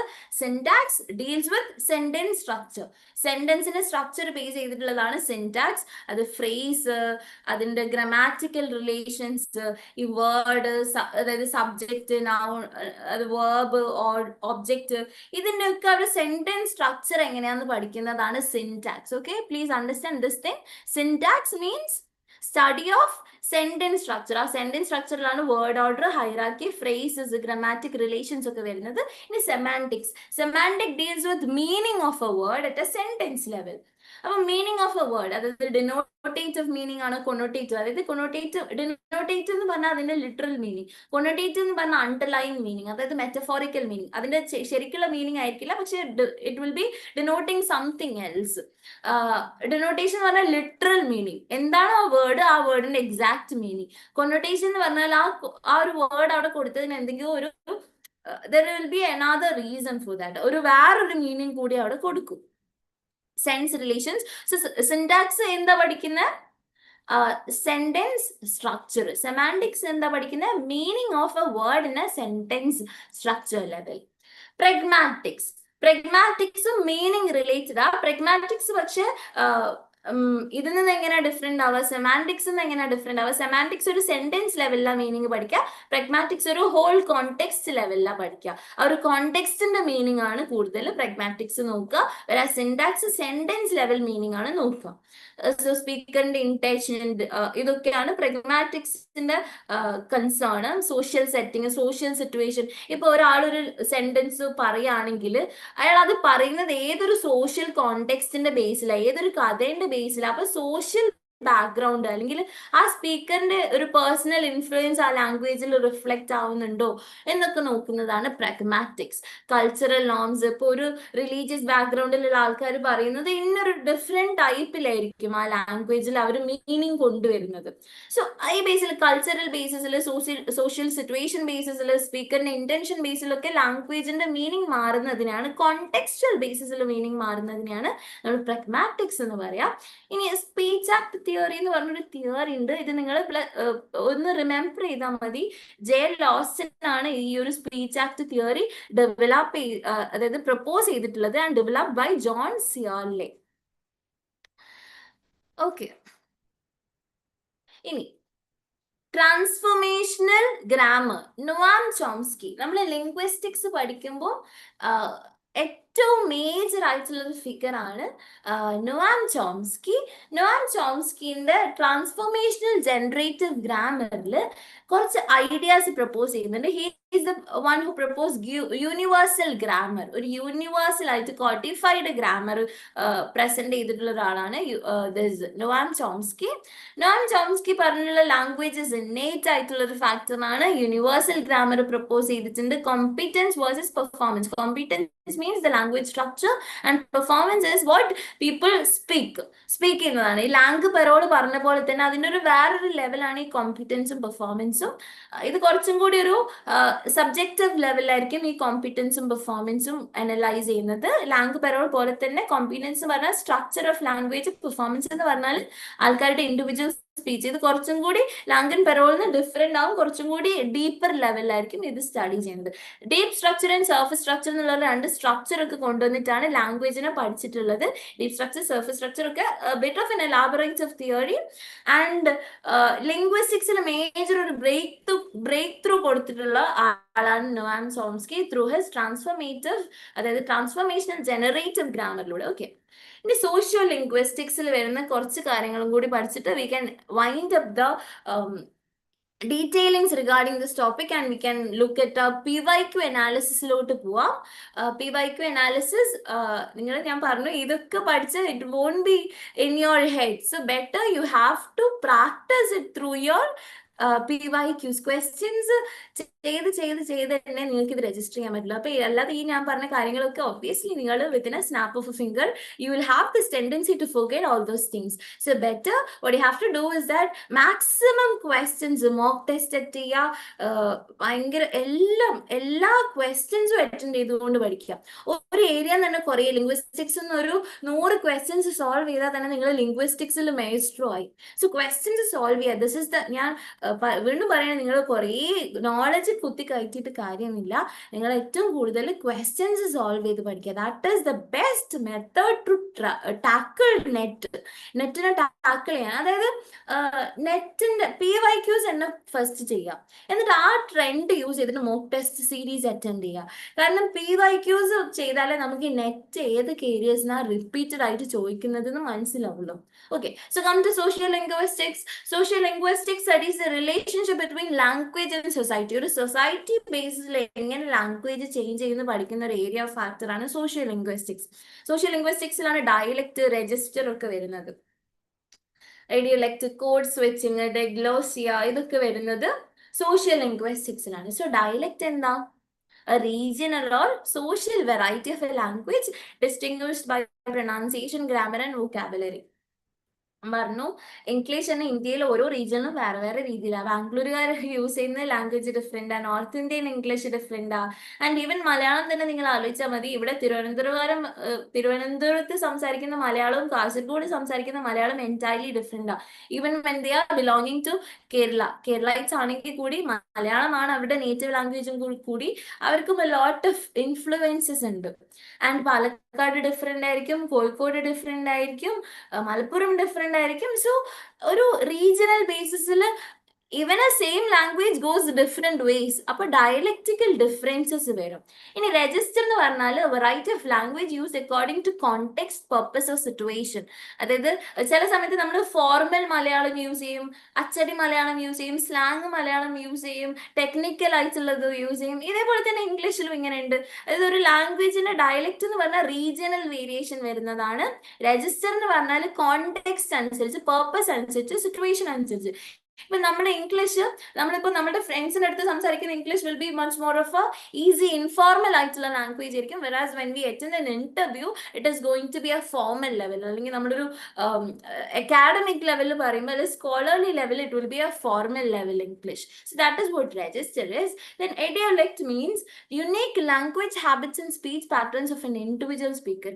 ആൻഡ് ഇൻഡിവിജ്വലിനെ ബേസ് ചെയ്തിട്ടും ഇപ്പൊ ഞാൻ സംസാരിക്കുന്ന ഒരു ലാംഗ്വേജ് എനിക്ക് എൻ്റെതായിട്ടുള്ള ഒരു ആക്സെന്റ് ഉണ്ടാവും, ഒരു ഇൻഡിവിജ്വാലിറ്റി ഞാൻ കൊടുക്കും ഞാൻ സംസാരിക്കുന്ന ലാംഗ്വേജിൽ. അപ്പൊ ഞാൻ ഇംഗ്ലീഷ് സംസാരിക്കുന്നതും എൻ്റെ സെയിം ബ്രദറോ സിസ്റ്ററോ സംസാരിക്കുന്ന ലാംഗ്വേജ്, ഈവൻ തോ വെൻ വി സ്പീക്ക് ടുഗെദർ, നമ്മൾ വീടിൻ്റെ ഉള്ളിൽ സെയിം സർക്കംസ്റ്റാൻസിൽ വളർന്ന ആൾക്കാരാണെങ്കിൽ പോലും നമ്മൾ സംസാരിക്കുന്ന ലാംഗ്വേജ് നമ്മൾ തന്നെ നല്ല ഡിഫറൻസ് ഉണ്ടാവും. It is because their individuality reflect ചെയ്യും, ആ ഇൻഡിവിജ്വൽ സ്പീക്കറിന്റെ ഡിഫറെന്റ് പാറ്റേൺസ് അതിൽ റിഫ്ലക്ട് ചെയ്യും. So that is idiolect. Then comes code switching. Code switching is the practice of alternating between two or more languages or language varieties within a conversation. അതായത് two or more languages അല്ലെങ്കിൽ language വെറൈറ്റീസിനെ within A conversation. അതായത് ഇപ്പം ഞാൻ ഇപ്പോൾ മലയാളം സംസാരിച്ചുകൊണ്ട് ഇംഗ്ലീഷിലോട്ട് shift ചെയ്യുമ്പോൾ മലയാളത്തിന്റെ കുറച്ച് ഹാബിച്വൽ ആയിട്ട് വരുന്ന കുറച്ച് വേ ഓഫ് ആക്സൻസ് എൻ്റെ ഇംഗ്ലീഷ് ലാംഗ്വേജിൽ റിഫ്ലക്റ്റ് ആവും. അപ്പോൾ 2-3 ലാംഗ്വേജസ് സ്വിച്ച് ചെയ്ത് സംസാരിക്കുമ്പോൾ അതിൻ്റെ ഈച്ച് അതർ ക്വാളിറ്റീസും വെറൈറ്റീസും ആ ഒരു കോൺവെർസേഷനിൽ വരും. Okay, so that is a code switching, similar to the word that goes like code switching between languages. Verumbo varuna differentiations. Then diglossia. Diglossia is a situation where two varieties of the same language are used in a community for distinct social functions. അതായത് നമ്മൾ formal ആയിട്ടുള്ള ഫംഗ്ഷനും, അതായത് formal ആയിട്ടുള്ള, നമ്മളുടെ കൂടെ ഇപ്പൊ imagine നമ്മളുടെ കൂടെ നമ്മളുടെ സ്കൂൾ പ്രിൻസിപ്പാളും ഉണ്ട്, നമ്മളുടെ ഫ്രണ്ടും ഉണ്ട്. അപ്പൊ നമ്മൾ അവിടെ ബാലൻസ് ചെയ്യും. ഇവരുടെ കൂടെ നമ്മളൊരു ഫംഗ്ഷന് പോവാണ്, ഇവർ രണ്ട് നമ്മൾ കൂടെ തന്നെ ഉണ്ടാവും. നമ്മൾ അവിടെ സെയിം ടൈം ഫോർമലും സംസാരിക്കണം, ഇൻഫോർമലും സംസാരിക്കണം. അപ്പൊ അതിനെ ഒരു ബാലൻസ് ചെയ്തിട്ട് കൊണ്ടുവരണം.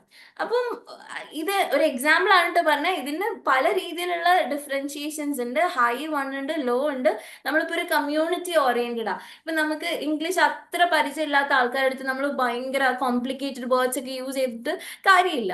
സോ ഓരോ കമ്മ്യൂണിറ്റി ഡിസ്റ്റിങ്ക്റ്റ് ആയിട്ട് സോഷ്യൽ ഫങ്ഷൻസ് റിലേറ്റഡ് ആയിട്ടും ലാംഗ്വേജ് ഡിഫർ ചെയ്യും. നമ്മളിപ്പോ ഒരു സ്ഥലത്ത് ഓരോ ഫങ്ഷൻ അല്ലെങ്കിൽ ഓരോ കോണ്ടെക്സ്റ്റ് അനുസരിച്ച് നമ്മൾ ലാംഗ്വേജ് സ്പീക്കിംഗ് ഡിഫറൻഷിയേറ്റ് ചെയ്യും. അതാണ് diglossia. Okay, next stylistics linguistics use ചെയ്തിട്ട് ലിറ്റററി ടെക്സ്റ്റിനെ പഠിക്കുന്നതാണ് സ്റ്റൈലിസ്റ്റിക്സ്.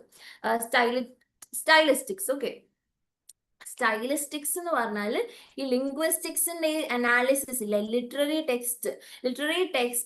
ടെക്സ്റ്റിനെ ലിംഗ്വിസ്റ്റിക്സ് ബേസിൽ അനാലിസിസ് ചെയ്യുന്നതിനാണ് സ്റ്റൈലിസ്റ്റിക്സ് എന്ന് പറയാ.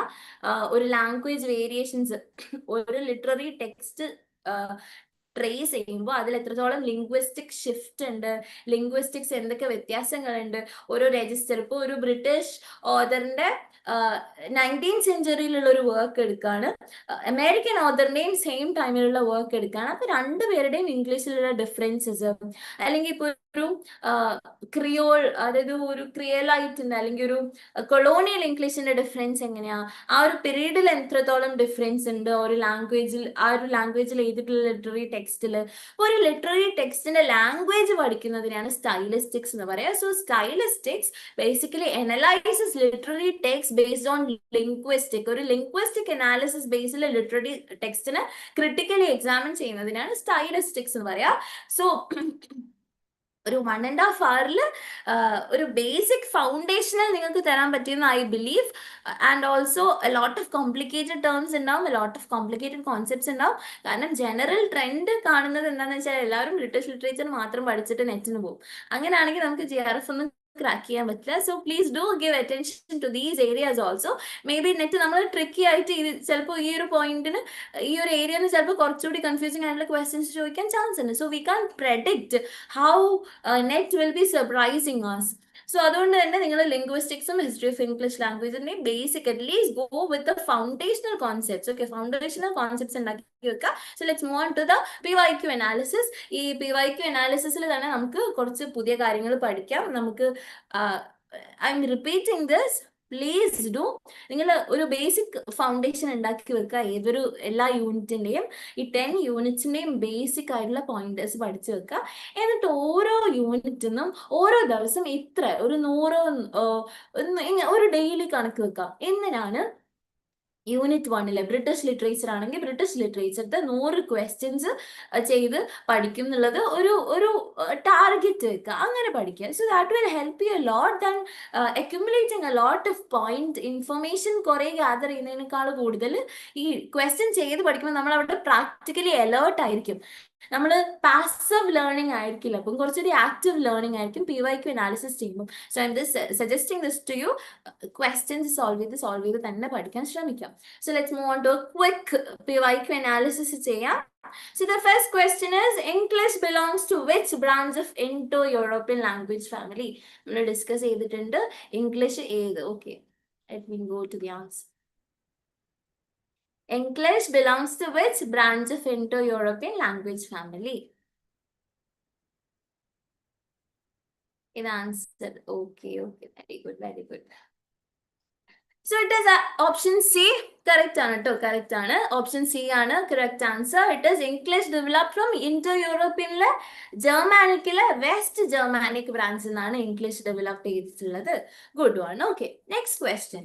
Which method was used to reconstruct Proto-Indo-European?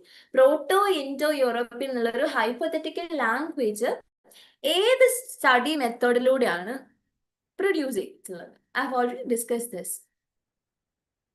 Structural method ആണോ, ഹിസ്റ്റോറിക്കൽ മെത്തേഡ് ആണോ, കമ്പാരിറ്റീവ് മെത്തേഡ് ആണോ, ഡിസ്ക്രിപ്റ്റീവ് മെത്തേഡ് ആണോ?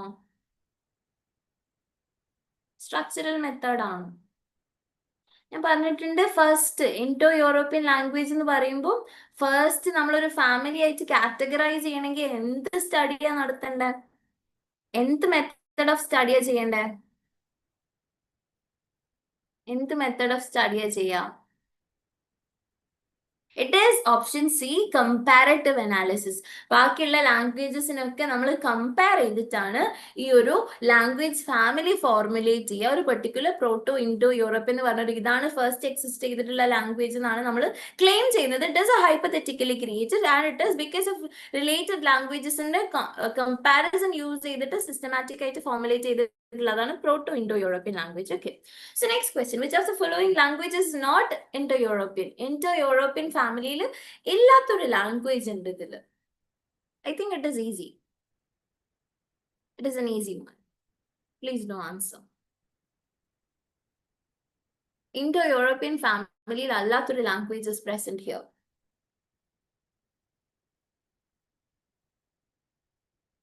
What is that language?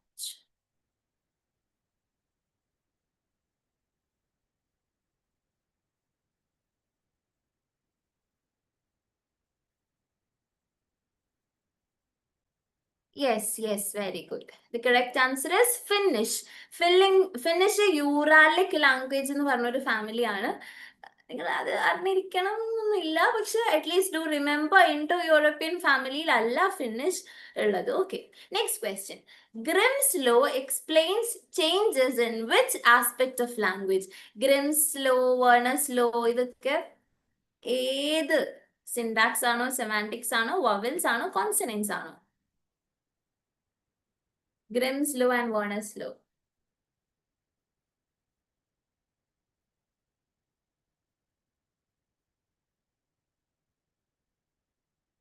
Yes, very good, very good. Okay. So it is option D, consonants. Grimm's law accounts for systematic consonant shift ആണ്. Grimm's law, Warner's law ഒക്കെ ആയാലും കോൺസണൻസിലുള്ള shifts ആണ്. Germanic ലാംഗ്വേജസിലുള്ള consonant ഷിഫ്റ്റ്സിനെയാണ് പഠിച്ചിട്ടുള്ളത്. Old English was primarily a, I've told you, Old English was primarily a dash language. Analytic language ആയിരുന്നു, isolating language ആയിരുന്നു, synthetic language ആയിരുന്നു, എഗ്ലൂട്ടിനേറ്റീവ് language ആയിരുന്നു. Old English ഏത് type ആയിരുന്നു? V have discussed before. എന്ത് type of ലാംഗ്വേജാ?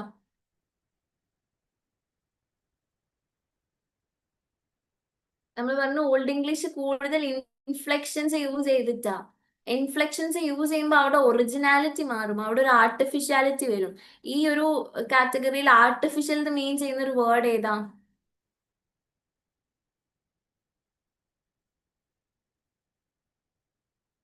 Yes, very good. So the correct answer is synthetic. Okay.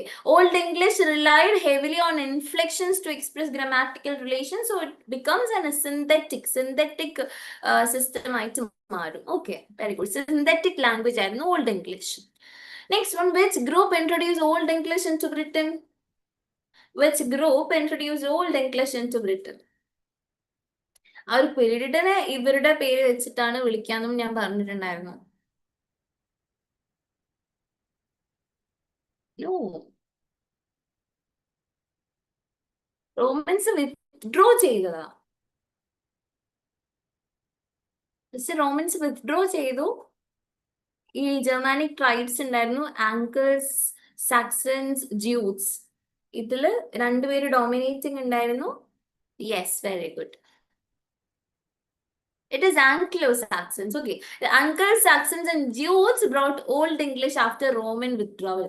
Roman people withdraw ചെയ്തു പോയി. എന്നിട്ട് ആംഗിൾസും സാക്സൺസും അവിടെ ഉണ്ടായിരുന്ന കെൽറ്റിക് ലാംഗ്വേജിനെ റീപ്ലേസ് ചെയ്തു. അവരാണ് ഓൾഡ് ഇംഗ്ലീഷിനെ കൊണ്ടുവന്നത്. Okay, so the ones who brought old English to the British land is Anglo Saxons അല്ലെങ്കിൽ Angles and Saxons and Jews. So next question, which Old English dialect became the chief literary dialect? ഇതില് ഞാൻ പറഞ്ഞു old ഇംഗ്ലീഷിന്റെ ഡയലക്ട്സിൽ ഒരു category was dominating. What was that category? ഇതിലാണ് English belong, അതായത് supremacy enjoyed in this one. Mainly because എന്താന്ന് വെച്ചാൽ political സ്ഫിയേഴ്സിലൊക്കെ ഈ ഒരു കാറ്റഗറി ആയിരുന്നു യൂസ് ചെയ്തിട്ടുണ്ടായിരുന്നത്. Yes, very good. So the answer is West Saxon. West Saxon gained prominence due to political dominance. So the correct answer is option D, West Saxon. Very good. Okay, good one. So next one, Scandinavian influence on English resulted in Scandinavian influence on English resulted in Scandinavian English, Old English period lana. So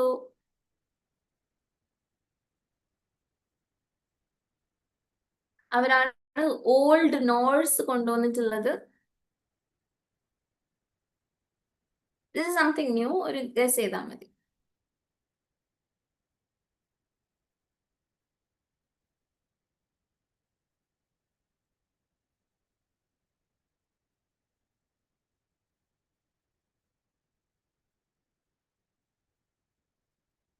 ഞാൻ പറഞ്ഞു ഇൻഫ്ലെക്ഷൻസ് കൂടുതലായിരുന്നു, complex syntax ഉണ്ട്, ലാറ്റിനൈസേഷൻ ഉണ്ട്. പക്ഷെ Scandinavian influence കാരണം വന്നത് എന്താ?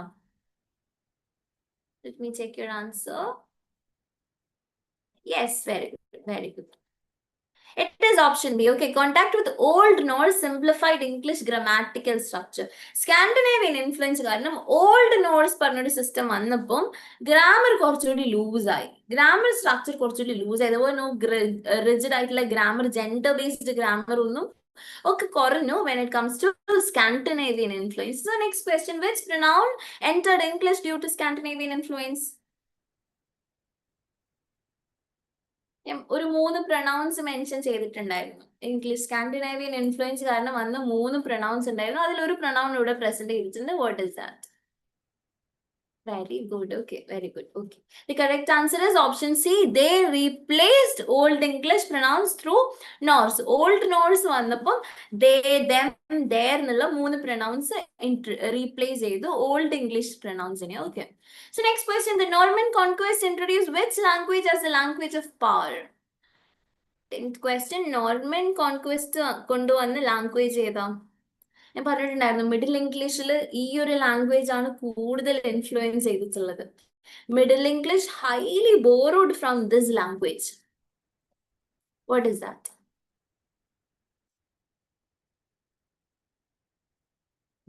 ലോയിലൊക്കെ ഈ ഒരു ലാംഗ്വേജ് ആയിരുന്നു യൂസ് ചെയ്തിട്ടുണ്ടായിരുന്നത്, government loss.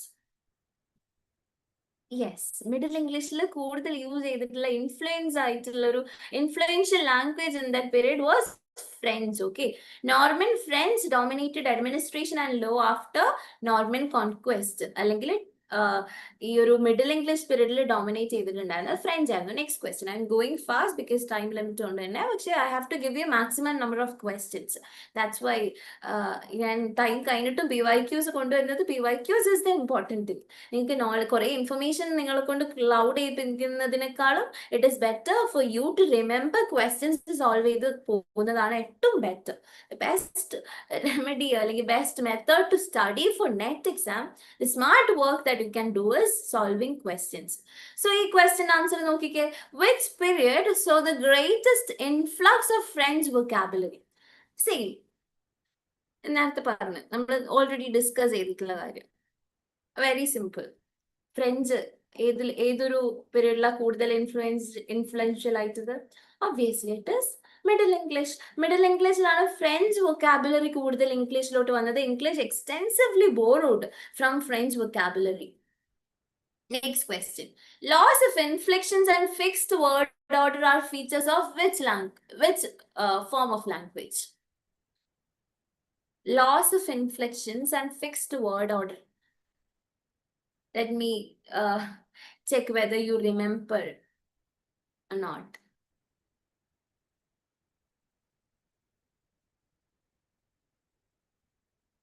Loss of inflections. First പീരീഡിൽ ഓൾഡ് ഇംഗ്ലീഷിൽ ഹൈ ഇൻഫ്ലെക്ഷൻസ് ആയിരുന്നു, ഫ്ലെക്സിബിൾ ആയിട്ടുള്ള വേർഡ് ഓർഡർ ആയിരുന്നു.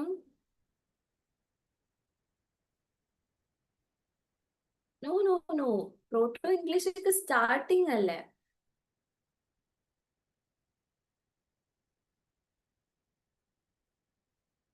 മോഡേൺ ഇംഗ്ലീഷിന്റെ മുന്നേ ഓൾഡ് ഇംഗ്ലീഷിൽ നിന്ന് ട്രാൻസിഷൻ വന്നപ്പോൾ തന്നെ മാറിയിട്ടുണ്ട്.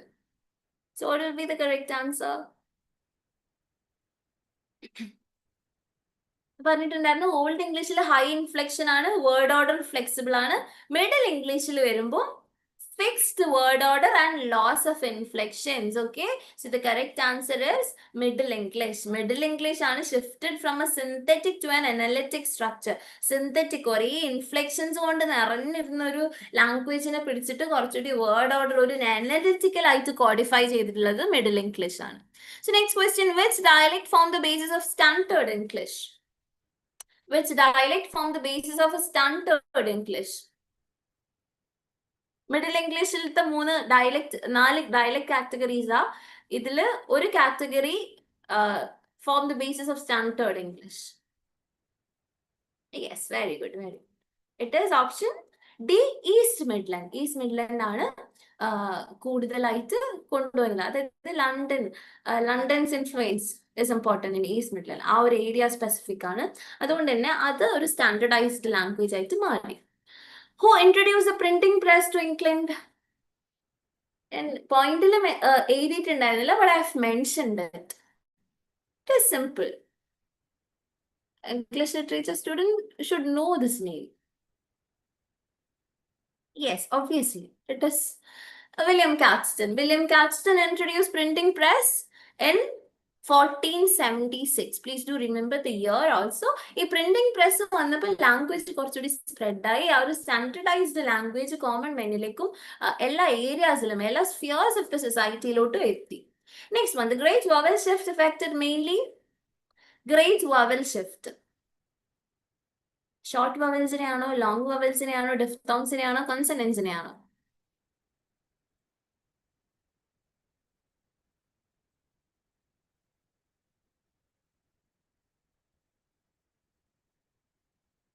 It is not D. Diphthongs ആയിട്ട് മാറി. പക്ഷെ അത് ഏറ്റവും കൂടുതൽ എഫക്ട് ചെയ്തത് എങ്ങനത്തെ വവൽസാ? ബൈറ്റിന് ബീറ്റ് എന്ന് പറഞ്ഞു. So this no no no, short അല്ല. ഷോർട്ട് ആണോ ആവുക ബൈറ്റിന് ബീറ്റ് എന്ന് പറയുമ്പോൾ? It's not short. Okay,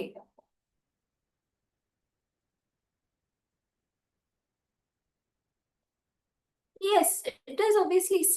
It is C. Long vowel pronunciation systematically changed. Long vowel pronunciation diphthong pronunciation ആയിട്ട് മാറി. അപ്പൊ എഫക്ട് ചെയ്തത് long വവൽസിനെയാണ്. This great vowel shift. Next one, which work significantly influenced modern English prose style? Which work significantly influenced modern English prose style?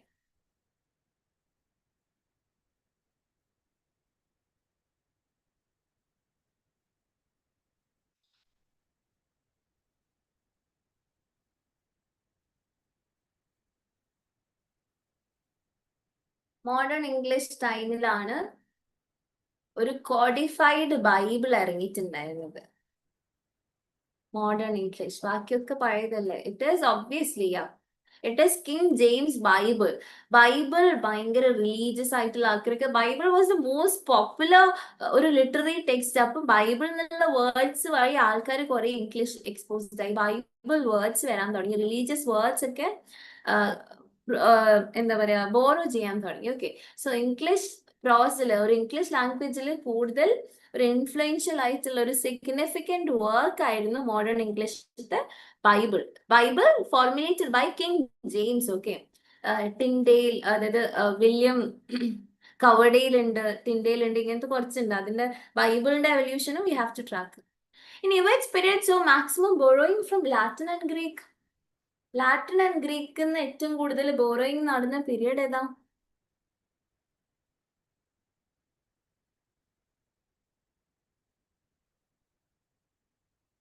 Old English Anglo സാക്സൺസിന്റെ tribal Germanic language ആയിരുന്നു. Middle ഇംഗ്ലീഷില് it was French, Latin, Greek, Italian ഒക്കെ.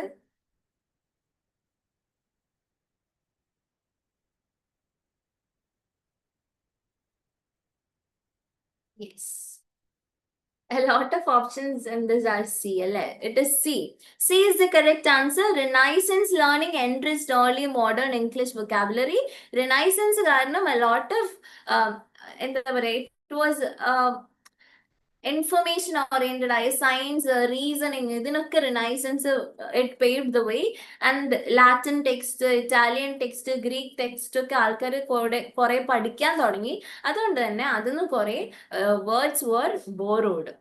Next question. Samuel Johnson is best known for his linguistic perspective. Dr. Samuel Johnson is best known for his എന്ത് produce ചെയ്തതില്ല he is best known for?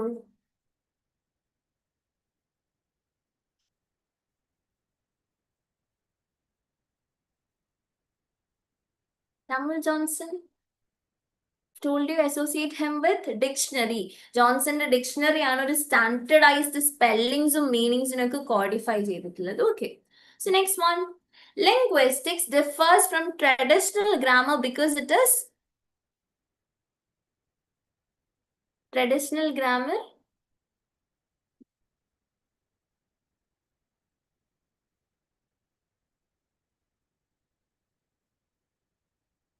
Traditional grammar prescriptive. അപ്പൊ പ്രിസ്ക്രിപ്റ്റീവിന്റെ opposite എന്താ?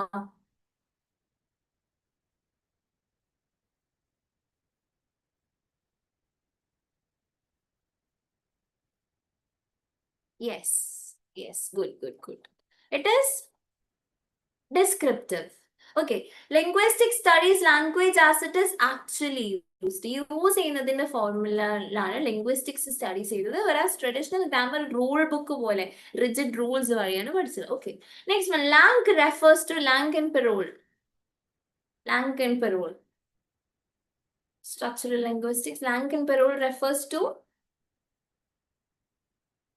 ഞാൻ പറഞ്ഞിട്ടുണ്ടായിരുന്നു, മലയാളം അത് individuals speak ചെയ്യുമ്പോൾ പെറോൾ ആവും, ഒരു system ആയിട്ട് മാറുമ്പോൾ ലാങ് ആവും.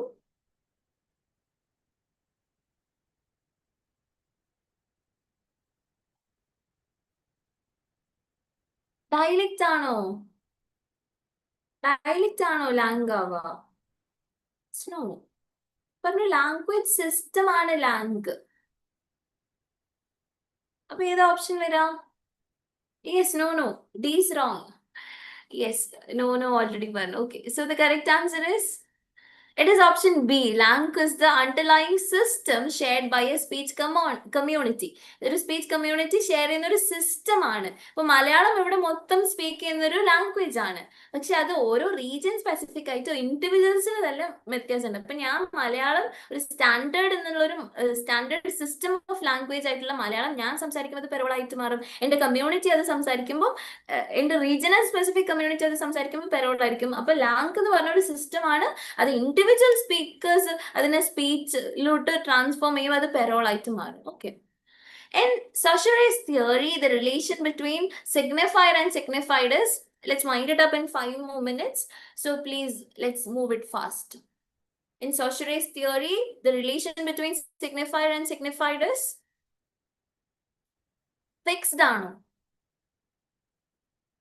It's never fixed. So fixed and opposite in the,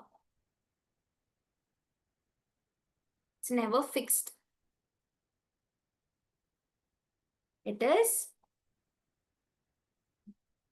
yes, it is arbitrary. Okay, it is arbitrary. It is arbitrary. ഒരു കണക്ഷൻ ഒന്നും ഇല്ല സൗണ്ട് ആൻഡ് മീനിങ്. ഇപ്പൊ ഡോഗ് എന്ന് പറഞ്ഞൊരു സൗണ്ടിന് ആ ഒരു ലിറ്ററൽ ഇത് ട്രീ എന്ന് പറയുന്ന ഒരു സൗണ്ട്, ആ ട്രീ എന്നുള്ള വേർഡ് നമ്മൾ പറയുമ്പോൾ പ്രൊഡ്യൂസ് ചെയ്യുന്ന സൗണ്ടും അതിന്റെ ആ ഒരു മീനിങ്ങും ആ ഒരു ഇമേജ്, അത് ആക്ച്വലി ആ ഒബ്ജക്റ്റ് എന്താന്ന് തമ്മിൽ കണക്ഷൻ ഉണ്ടോ? ഇല്ല. നമ്മൾ പ്രൊഡ്യൂസ് ചെയ്തതല്ലേ, നമ്മൾ ഉണ്ടാക്കിയ ഒരു കൺസ്ട്രക്ട് അല്ലേ ലാംഗ്വേജ്. ഇപ്പൊ ട്രീ എന്ന് പറഞ്ഞൊരു വേർഡ് ആ ട്രീക്ക് അറിയില്ല എന്നെ ഇങ്ങനെയാണ് ആൾക്കാർ വിളിക്കുന്നതെന്ന് ആ ട്രീക്ക് അറിയോ? ഇല്ല. അതും ഇതും തമ്മിൽ ഒരു ബന്ധമില്ല. It is just construction. ഇപ്പൊ ഇംഗ്ലീഷുകാർ അതിനെ ട്രീ എന്ന് വിളിക്കുന്നു, നമ്മൾ മരം എന്ന് വിളിക്കുന്നു, ഓരോ ലാംഗ്വേജിൽ അതിനെ ഡിഫറെന്റ് പേര് വിളിക്കുന്നു. That's it. ഇനി next one. Synchronic linguistic studies language, synchronic and diachronic. I've told you synchronic and diachronic. Diachronic എങ്ങനെയാ പഠിക്കുന്നത്, സിങ്ക്രോണിക് എങ്ങനെയാ പഠിക്കുന്നത്? ഡയക്രോണിക് ജനറലി ഹിസ്റ്റോറിക്കൽ ഇവല്യൂഷൻ ആണ് ട്രേസ് ചെയ്യുന്നത്. Synchronic studies at A given point. Language ഒരു സ്റ്റേറ്റിക് system ആയിട്ട് ഒറ്റ ഒരു പോയിന്റ് ഓഫ് ടൈമിൽ ലാംഗ്വേജ് എങ്ങനെ സംസാരിക്കുന്നതാണ് സിങ്ക്രോണിക് സ്റ്റഡി നോക്കാം. 20. Next question. I have compiled 30 questions. നമുക്ക് അതുകൊണ്ട് 4 more minutes ഉള്ളൂ. 2 hours ആയി. I don't want to make it lengthy, but I want you to do a lot of questions. So that's why I'm too much attached to giving you a lot more questions. അതുകൊണ്ട് questions solve ചെയ്യാം. നിങ്ങൾക്ക് maximum questions exposed ആയാൽ you'll at least understand that. So the smallest unit of sound that distinguishes meaning is called? സൗണ്ടിന്റെ smallest unit ഉണ്ടായിരുന്നു, മീനിങ്ങിന്റെ smallest unit ഉണ്ടായിരുന്നു. Not phoneme. Phoneme sound അല്ലേ? Phonetics sound അല്ലേ? Phonetics നമ്മൾ ഫോണറ്റിക്സ് പഠിക്കാറില്ലേ English ലിംഗ്വിസ്റ്റിക്സിൽ? അത് സൗണ്ട് അല്ലേ phonetics? It is not phoneme. Okay, it is not phoneme. Yes, it is morpheme. It is sorry, meaning അല്ലേ ഇവിടെ പറഞ്ഞത്? Okay, the smallest unit of sound. Okay, sorry, the smallest unit of meaning എന്നാണ് ഞാൻ വിചാരിച്ചത്. Okay, the smallest unit of sound is obviously phoneme. Okay, sorry. Okay, sorry for it. I thought it is meanings. No, sorry. Okay, sorry. It is already D പറഞ്ഞിട്ടുണ്ടായിരുന്നു. അപ്പൊ ഞാൻ പറഞ്ഞില്ല it is smallest unit of meaning ആണ്. അപ്പൊ smallest unit of meaning എന്താ? Morpheme. Smallest unit of meaning എന്ന് ചോദിച്ചാൽ it is morpheme. The smallest unit of sound that distinguishes meaning ആണല്ലേ? Okay. The smallest അപ്പൊ ഈ mistake you shouldn't make. That means you should read the whole thing. ഞാൻ ഇവിടെ smallest unit of meaning ഇത് വേഗം ഓടിച്ചു വിടുന്നത് കൊണ്ട് I just check this meaning. So that means meaning the smallest unit of meaning എന്ന് ചോദിച്ചാൽ it is morpheme. The smallest of unit of sound that with exist with a particular meaning ആണ് phoneme. Okay, so my bad. So forgive me for that. So it is option D. Okay, phonemes. Smallest unit of meaning is morpheme and smallest unit of sound is phoneme. Next one, morphology. Morphology deals with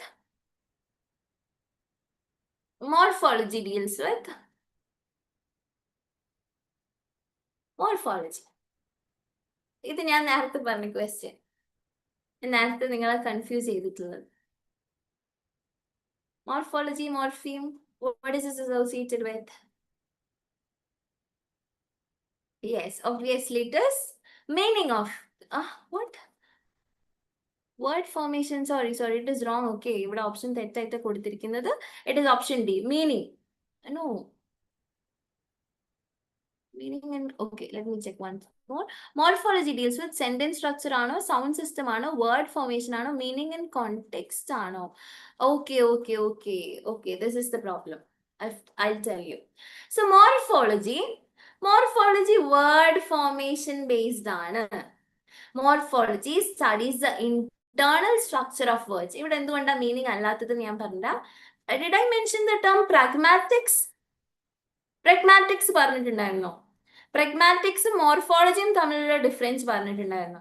so morphology, ഇപ്പം ഞാൻ ഇതിൽ ചെയ്യുന്ന mistake you shouldn't follow. I'm saying that നിങ്ങൾ സ്പീഡിൽ ഓടിച്ച് പോകുമ്പോൾ full വായിക്കാതെ പോകും. That is what happen now also. അതായത് മോർഫോളജി മീനിങ് കണ്ട് നേരെ പോയി മാർക്ക് ചെയ്യേണ്ട. മീനിങ് ഇൻ സെന്റൻസ് ലെവൽ ആണ് morphology. Meaning in context level എന്താണ്? പ്രാഗ്മാറ്റിക്സ് ആണ്. മോർഫോളജി വേർഡ് ഫോർമേഷൻ, മീനിങ് ബേസിൽ വേർഡ് ഫോർമേഷന് കൂടി ചെക്ക് ചെയ്യും morphology. So meaning in context എന്താണ്? പ്രാഗ്മാറ്റിക്സ് ആണ്. Okay, clear? ഒന്ന് ക്ലിയർ ആയോ ഇല്ലെന്ന് പറയോ? ഓക്കെ, ഇവിടെ എന്തുകൊണ്ട് മീനിങ് ഇൻ കോണ്ടെക്സ്റ്റ് വന്നില്ല എന്ന് മനസ്സിലായോ? Is it clear? If yes, please do reply. അല്ലെങ്കിൽ no ആണെങ്കിൽ I'll explain it further. Yes or no? Please do reply. Morphology ഇവിടെ മീനിങ് ഇൻ കോണ്ടെക്സ്റ്റ് അല്ലാത്തത് എന്തുകൊണ്ടാ? മീനിങ് ഇൻ കോണ്ടെക്സ്റ്റ് പ്രഗ്മാറ്റിക്സ് ആ. നമ്മൾ നേരത്തെ ഡിസ്കസ് ചെയ്തിട്ടുണ്ടായിരുന്നു. Meaning in context is pragmatics, whereas morphology is a meaning in sentence ലെവലിൽ word format ചെയ്ത് produce ചെയ്യുന്ന മീനിങ്ങിനെയാണ് മോർഫോളജി എന്ന് പറയാം. So here morphology studies the internal structure of words. Obviously it is word formation. Option C ആണ്. Meaning in context pragmatics ആണ്. Okay, clear? Can we move on to the next question? Okay, this one. Which process creates words like brunch? Okay, I've told you breakfast plus lunch. Breakfast plus lunch. Which process creates words like brunch? Compounding ആണോ, blending ആണോ, clipping ആണോ, derivation ആണോ? Compounding എന്താ? രണ്ട് വേർഡ്സിനെ combine ചെയ്ത് ആ രണ്ട് വേർഡ്സിനെ full അവിടെ മെൻഷൻ ചെയ്യും. ഫുട്ബോൾ ആണെങ്കിൽ ഫുഡ് പ്ലസ് ബോൾ അവിടെ പ്രസന്റ് ചെയ്യും. ബ്ലെൻഡിങ് എന്താ, ക്ലിപ്പിംഗ് എന്താ, ഡെറിവേഷൻ എന്താ? What is the answer? It is blending. Okay, blending ആണ് combines parts of two words. ബ്രേക്ക്ഫാസ്റ്റിന്റെ ബിയറും ലഞ്ചിന്റെ UNCHും യൂസ് ചെയ്തിട്ട് ബ്രഞ്ച് ആക്കി മാറ്റുന്നത് അതാണ്. Okay, next one. Three more questions. Okay, this one. 26. Syntax primarily studies. Syntax. Syntax ഉണ്ട്, സെമാൻറ്റിക്സും ഉണ്ട്. Syntax എന്താ, എന്താ പഠിക്കുന്നത്? Syntax എന്താ പഠിക്കുന്നത്? Syntax studies how words form sentences. Semantics meaning ആണ്. Syntax എന്താണ്? Okay, syntax sentence structure ആണ്. ഇപ്പൊ semantics എന്താ?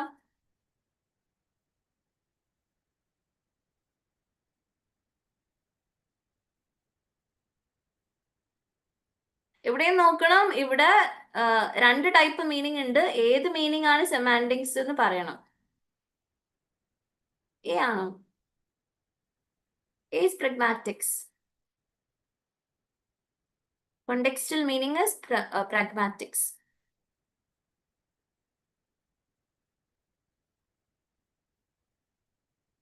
Twenty-seven answer ഏതാ? A അല്ല ട്ടോ, A അല്ല. It is not contextual meaning. It is no. Meaning തന്നെ contextual അല്ല, sentence meaning ആണ്. Okay, sentence meaning ആണ്. Yes. Okay, it is sentence meaning. Semantic studies meaning and independent of context. Context നോക്കാതെ ഒരു സെന്റൻസിലെ words എന്താ മീൻ ചെയ്യുന്നതാണ് semantics നോക്കുക. Pragmatics. Pragmatics. Syntax, morphology, അതായത് മോർഫോളജി, സെമാൻറ്റിക്സ്, പ്രഗ്മാറ്റിക്സ്, ഇതൊക്കെ മീനിങ് ആണ്. പക്ഷെ ഏതൊക്കെ ലെവലിലാണ് ഇത് പഠിക്കുന്നത് നോക്കണം. മോർഫോളജിന്റെ രണ്ട് ഏരിയാസ് ആണ് semantics and pragmatics. Pragmatics, we have discussed it several times. What is the answer?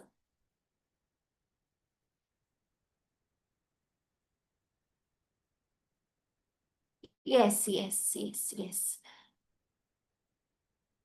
It is meaning in context. Okay, meaning based on a situation and use. It is pragmatics. Next one. Universal grammar suggests. Bear with me for two more questions. Idum oru 30th question. We'll wind it up. I wanted to give you maximum number of questions. That's why I made it a prolonged session. A long, lengthy session. It is a bit of a difficult subject. അതുകൊണ്ട് നിങ്ങൾ questions solve ചെയ്യണം. So what is universal grammar suggests language ability is? Universal grammar. Noam Chomsky's concept ആണ്. Noam Chomsky's concept universal grammar innate ആണെന്നാണ് പറയുന്നത്. Okay, Chomsky argued language ability is biologically innate. നമ്മുടെ innate ആയിട്ടുള്ള skills base ചെയ്തിട്ടാണ് language ability gain ചെയ്യാൻ പറ്റാന്നാണ് Chomsky പറഞ്ഞിട്ടുള്ളത്. Okay, next one. Stylistics is best described as. Stylistics is best described as. Stylistics എന്താ ഞാൻ പറഞ്ഞിട്ടുണ്ടായിരുന്നു. ലിറ്റററി ക്രിറ്റിസിസം ആണോ, grammar study ആണോ, linguistics analysis of literary text ആണോ, റെറ്ററിക് ആണോ? നമ്മൾ ചോസർ എഴുതിയ ഒരു വർക്കിൽ അതിൽ ഏത് ലാംഗ്വേജാ യൂസ് ചെയ്തിട്ടുള്ളത്? ഷേക്സ്പിയർ എഴുതിയിട്ടുള്ള ഒരു ടെക്സ്റ്റിൽ ഏത് ലാംഗ്വേജാ? ഒരു അമേരിക്കൻ ഓത്തറും ഒരു ബ്രിട്ടീഷ് ഓത്തറും സെയിം പീരീഡ് ഓഫ് ടൈമിൽ എഴുതിയ ലിറ്റററി വർക്ക്സ് നമ്മൾ എത്ര ഡിഫറൻസ് ഉണ്ട്? അതായത് ബ്രിട്ടീഷ് ലാൻഡിൽ തന്നെ രണ്ട് ഡിഫറൻസ് സ്ഥലത്ത് എഴുതിയിട്ട് പ്രൊഡ്യൂസ് ചെയ്തിട്ടുള്ള, സെയിം ടൈമിൽ പ്രൊഡ്യൂസ് ചെയ്തിട്ടുള്ള ലിറ്റററി ടെക്സ്റ്റിൽ തമ്മിൽ എന്തൊക്കെ ഡിഫറൻസ് ഉണ്ട്, ലാംഗ്വേജിൽ എന്തൊക്കെ ഡിഫറൻസ് ഉണ്ട് എന്ന് അനലൈസ് ചെയ്യുന്നതാണ് സ്റ്റൈലിസ്റ്റിക്സ്. അപ്പൊ ഇതിൽ ഏത് ഓപ്ഷൻ ആയിരിക്കും correct? Which is the correct option here? Last answer, last chance for you to answer. What is the answer? Stylistics deals with language study of അല്ലെങ്കിൽ linguistics analysis of. No answer? It is stylistics applies linguistic tools to literary language. Literary textile അതിൽ ഏതൊക്കെ രീതിയിലാണ് language present ചെയ്തിട്ടുള്ള linguistics tools വെച്ചിട്ട് ഒരു literary ടെക്സ്റ്റിനെ പഠിക്കുന്ന apply ചെയ്യുന്ന application ലെവലാണ് കേട്ടോ. അപ്ലൈ ചെയ്യുന്നതിനെയാണ് നമുക്ക് സ്റ്റൈലിസ്റ്റിക്സ് എന്ന് പറയാം. Okay, so that's it about our today's session. I know it is a bit of a lengthy session because I wanted to give you plenty of questions. That's why I curated 30 questions in order to make whatever I taught you in your memory. I hope this session is helpful for you. ഒരു basic foundational level at least കിട്ടിയിട്ടുണ്ട് നിങ്ങൾക്ക്. Complete ലിംഗ്വിസ്റ്റിക്സും അതിന്റെ ഹിസ്റ്ററിയും English ലാംഗ്വേജിന്റെ history ഒന്നും നിങ്ങൾക്ക് complete ഒരു ഇത് കിട്ടും ഐ എം നോട്ട് ക്ലെയിമിങ്. പക്ഷെ അറ്റ്ലീസ്റ്റ് ഫൗണ്ടേഷണൽ ലെവലിൽ നിങ്ങൾക്ക് എന്തെങ്കിലും കിട്ടിയിട്ടുണ്ടാവും എന്ന് വിചാരിക്കുന്നു. ആൻഡ് ആൻസർ ചെയ്തിട്ടുള്ള ആളായി I'm wishing you all the best because നിങ്ങൾ ബെറ്റർ ആയിട്ട് പെർഫോം ചെയ്യാം.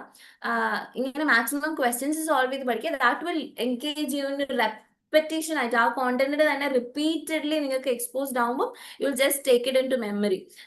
കുറെ പേര് എന്നോട് ചോദിക്കാറുണ്ട്, ഇംഗ്ലീഷ് ലിറ്ററേച്ചർ ഇത്ര വാസ്റ്റ് അല്ലേ, നെറ്റിന്റെ ടോപ്പിക് ഇത്ര വാസ്റ്റ് അല്ലേ, ഇത്ര വാസ്റ്റ് ആയിട്ടുള്ള ഏരിയസ് നിങ്ങൾ എങ്ങനെ മൈൻഡിൽ വെക്കുന്നത്? One shortcut is solve maximum number of PYQs. നിങ്ങൾ കൂടുതൽ ഇനി പഠിക്കാതെ നിങ്ങൾ മാക്സിമം PYQs സോൾവ് ചെയ്യുക. Because time is very near to us. 5th പോയി അറ്റൻഡ് ചെയ്യണം, രാവിലെ പോയിട്ട് ഇംഗ്ലീഷ് എക്സാം അറ്റൻഡ് ചെയ്യേണ്ടതാണ്. അതുകൊണ്ട് നിങ്ങൾ മാക്സിമം എല്ലാ ഏരിയസും കവർ ചെയ്യുക. JRF എയിം ചെയ്തിട്ട് തന്നെ പോവാം. ഓക്കെ, JRF എയിം ചെയ്തിട്ട് തന്നെ പോവാം. അതുകൊണ്ട് നിങ്ങൾ ഒന്നും സ്കിപ്പ് ചെയ്യില്ല. അപ്പൊ JRF എയിം ചെയ്യുമ്പോൾ നിങ്ങൾ കോർ പേപ്പർ നോക്കുന്ന പോലെ തന്നെ പാർട്ട് എയിലും ഫോക്കസ് കൊടുക്കണം. ആൻഡ് ഇംഗ്ലീഷ് ലിറ്ററേച്ചറിലെ ട്രിക്കി ഏരിയാസ്, നെറ്റ് ഫേവറേറ്റ് ഓതേഴ്സിനൊക്കെ ലിസ്റ്റ് ചെയ്യുക, അവരുടെ കോഡ്സ് ലിസ്റ്റ് ചെയ്യുക, അവരുടെ മേജർ വർക്ക്സ് ലിസ്റ്റ് ചെയ്യുക. ലിംഗ്വിസ്റ്റിക്സിലുള്ള മേജർ ഫിഗേഴ്സ് ആരൊക്കെ, Noam Chomsky, Ferdinand de Saussure ഒക്കെ, നിങ്ങൾ ബ്ലൂം ഒക്കെ ഉണ്ട്.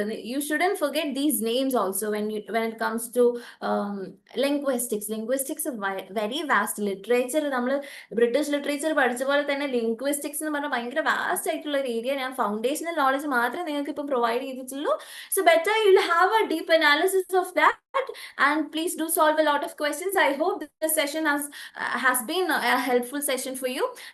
At least make sure that you cover all the areas. എല്ലാ യൂണിറ്റ്സും ഒരു യൂണിറ്റും സ്കിപ്പ് ചെയ്യണ്ട. പക്ഷെ ഓരോ യൂണിറ്റിനും കൊടുക്കുന്ന ടൈം ഡിഫറെന്റ് ആക്കുക. ഹൈ വെയിറ്റേജ് ഉള്ളതിന് കൂടുതൽ ടൈം സ്പെൻഡ് ചെയ്യുക, അല്ലാത്തതിന് കുറച്ച് ടൈം സ്പെൻഡ് ചെയ്യാം. അല്ലാതെ നെഗ്ലക്ട് ചെയ്ത് പോയത്. Don't go with ignored units. Negligent ആയിട്ട് ഓരോ യൂണിറ്റ്സിനെ അപ്രോച്ച് ചെയ്യരുത്. Give importance according to the weightage. Weightage നിങ്ങൾ ഫെമിലിയർ ആണെന്ന് വിചാരിക്കുന്നു.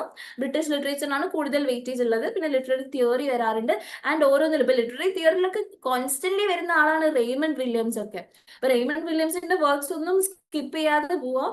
ലിംഗ്വിസ്റ്റിക്സിൽ ചോംസ്കിനെ പറ്റിയിട്ട് പഠിക്കാം. സോഷറിന്റെ വർക്ക്സ്, സൈൻ, സിഗ്നിഫൈഡ് അതൊക്കെ എപ്പോഴും ചോദിക്കാറുള്ളതാ.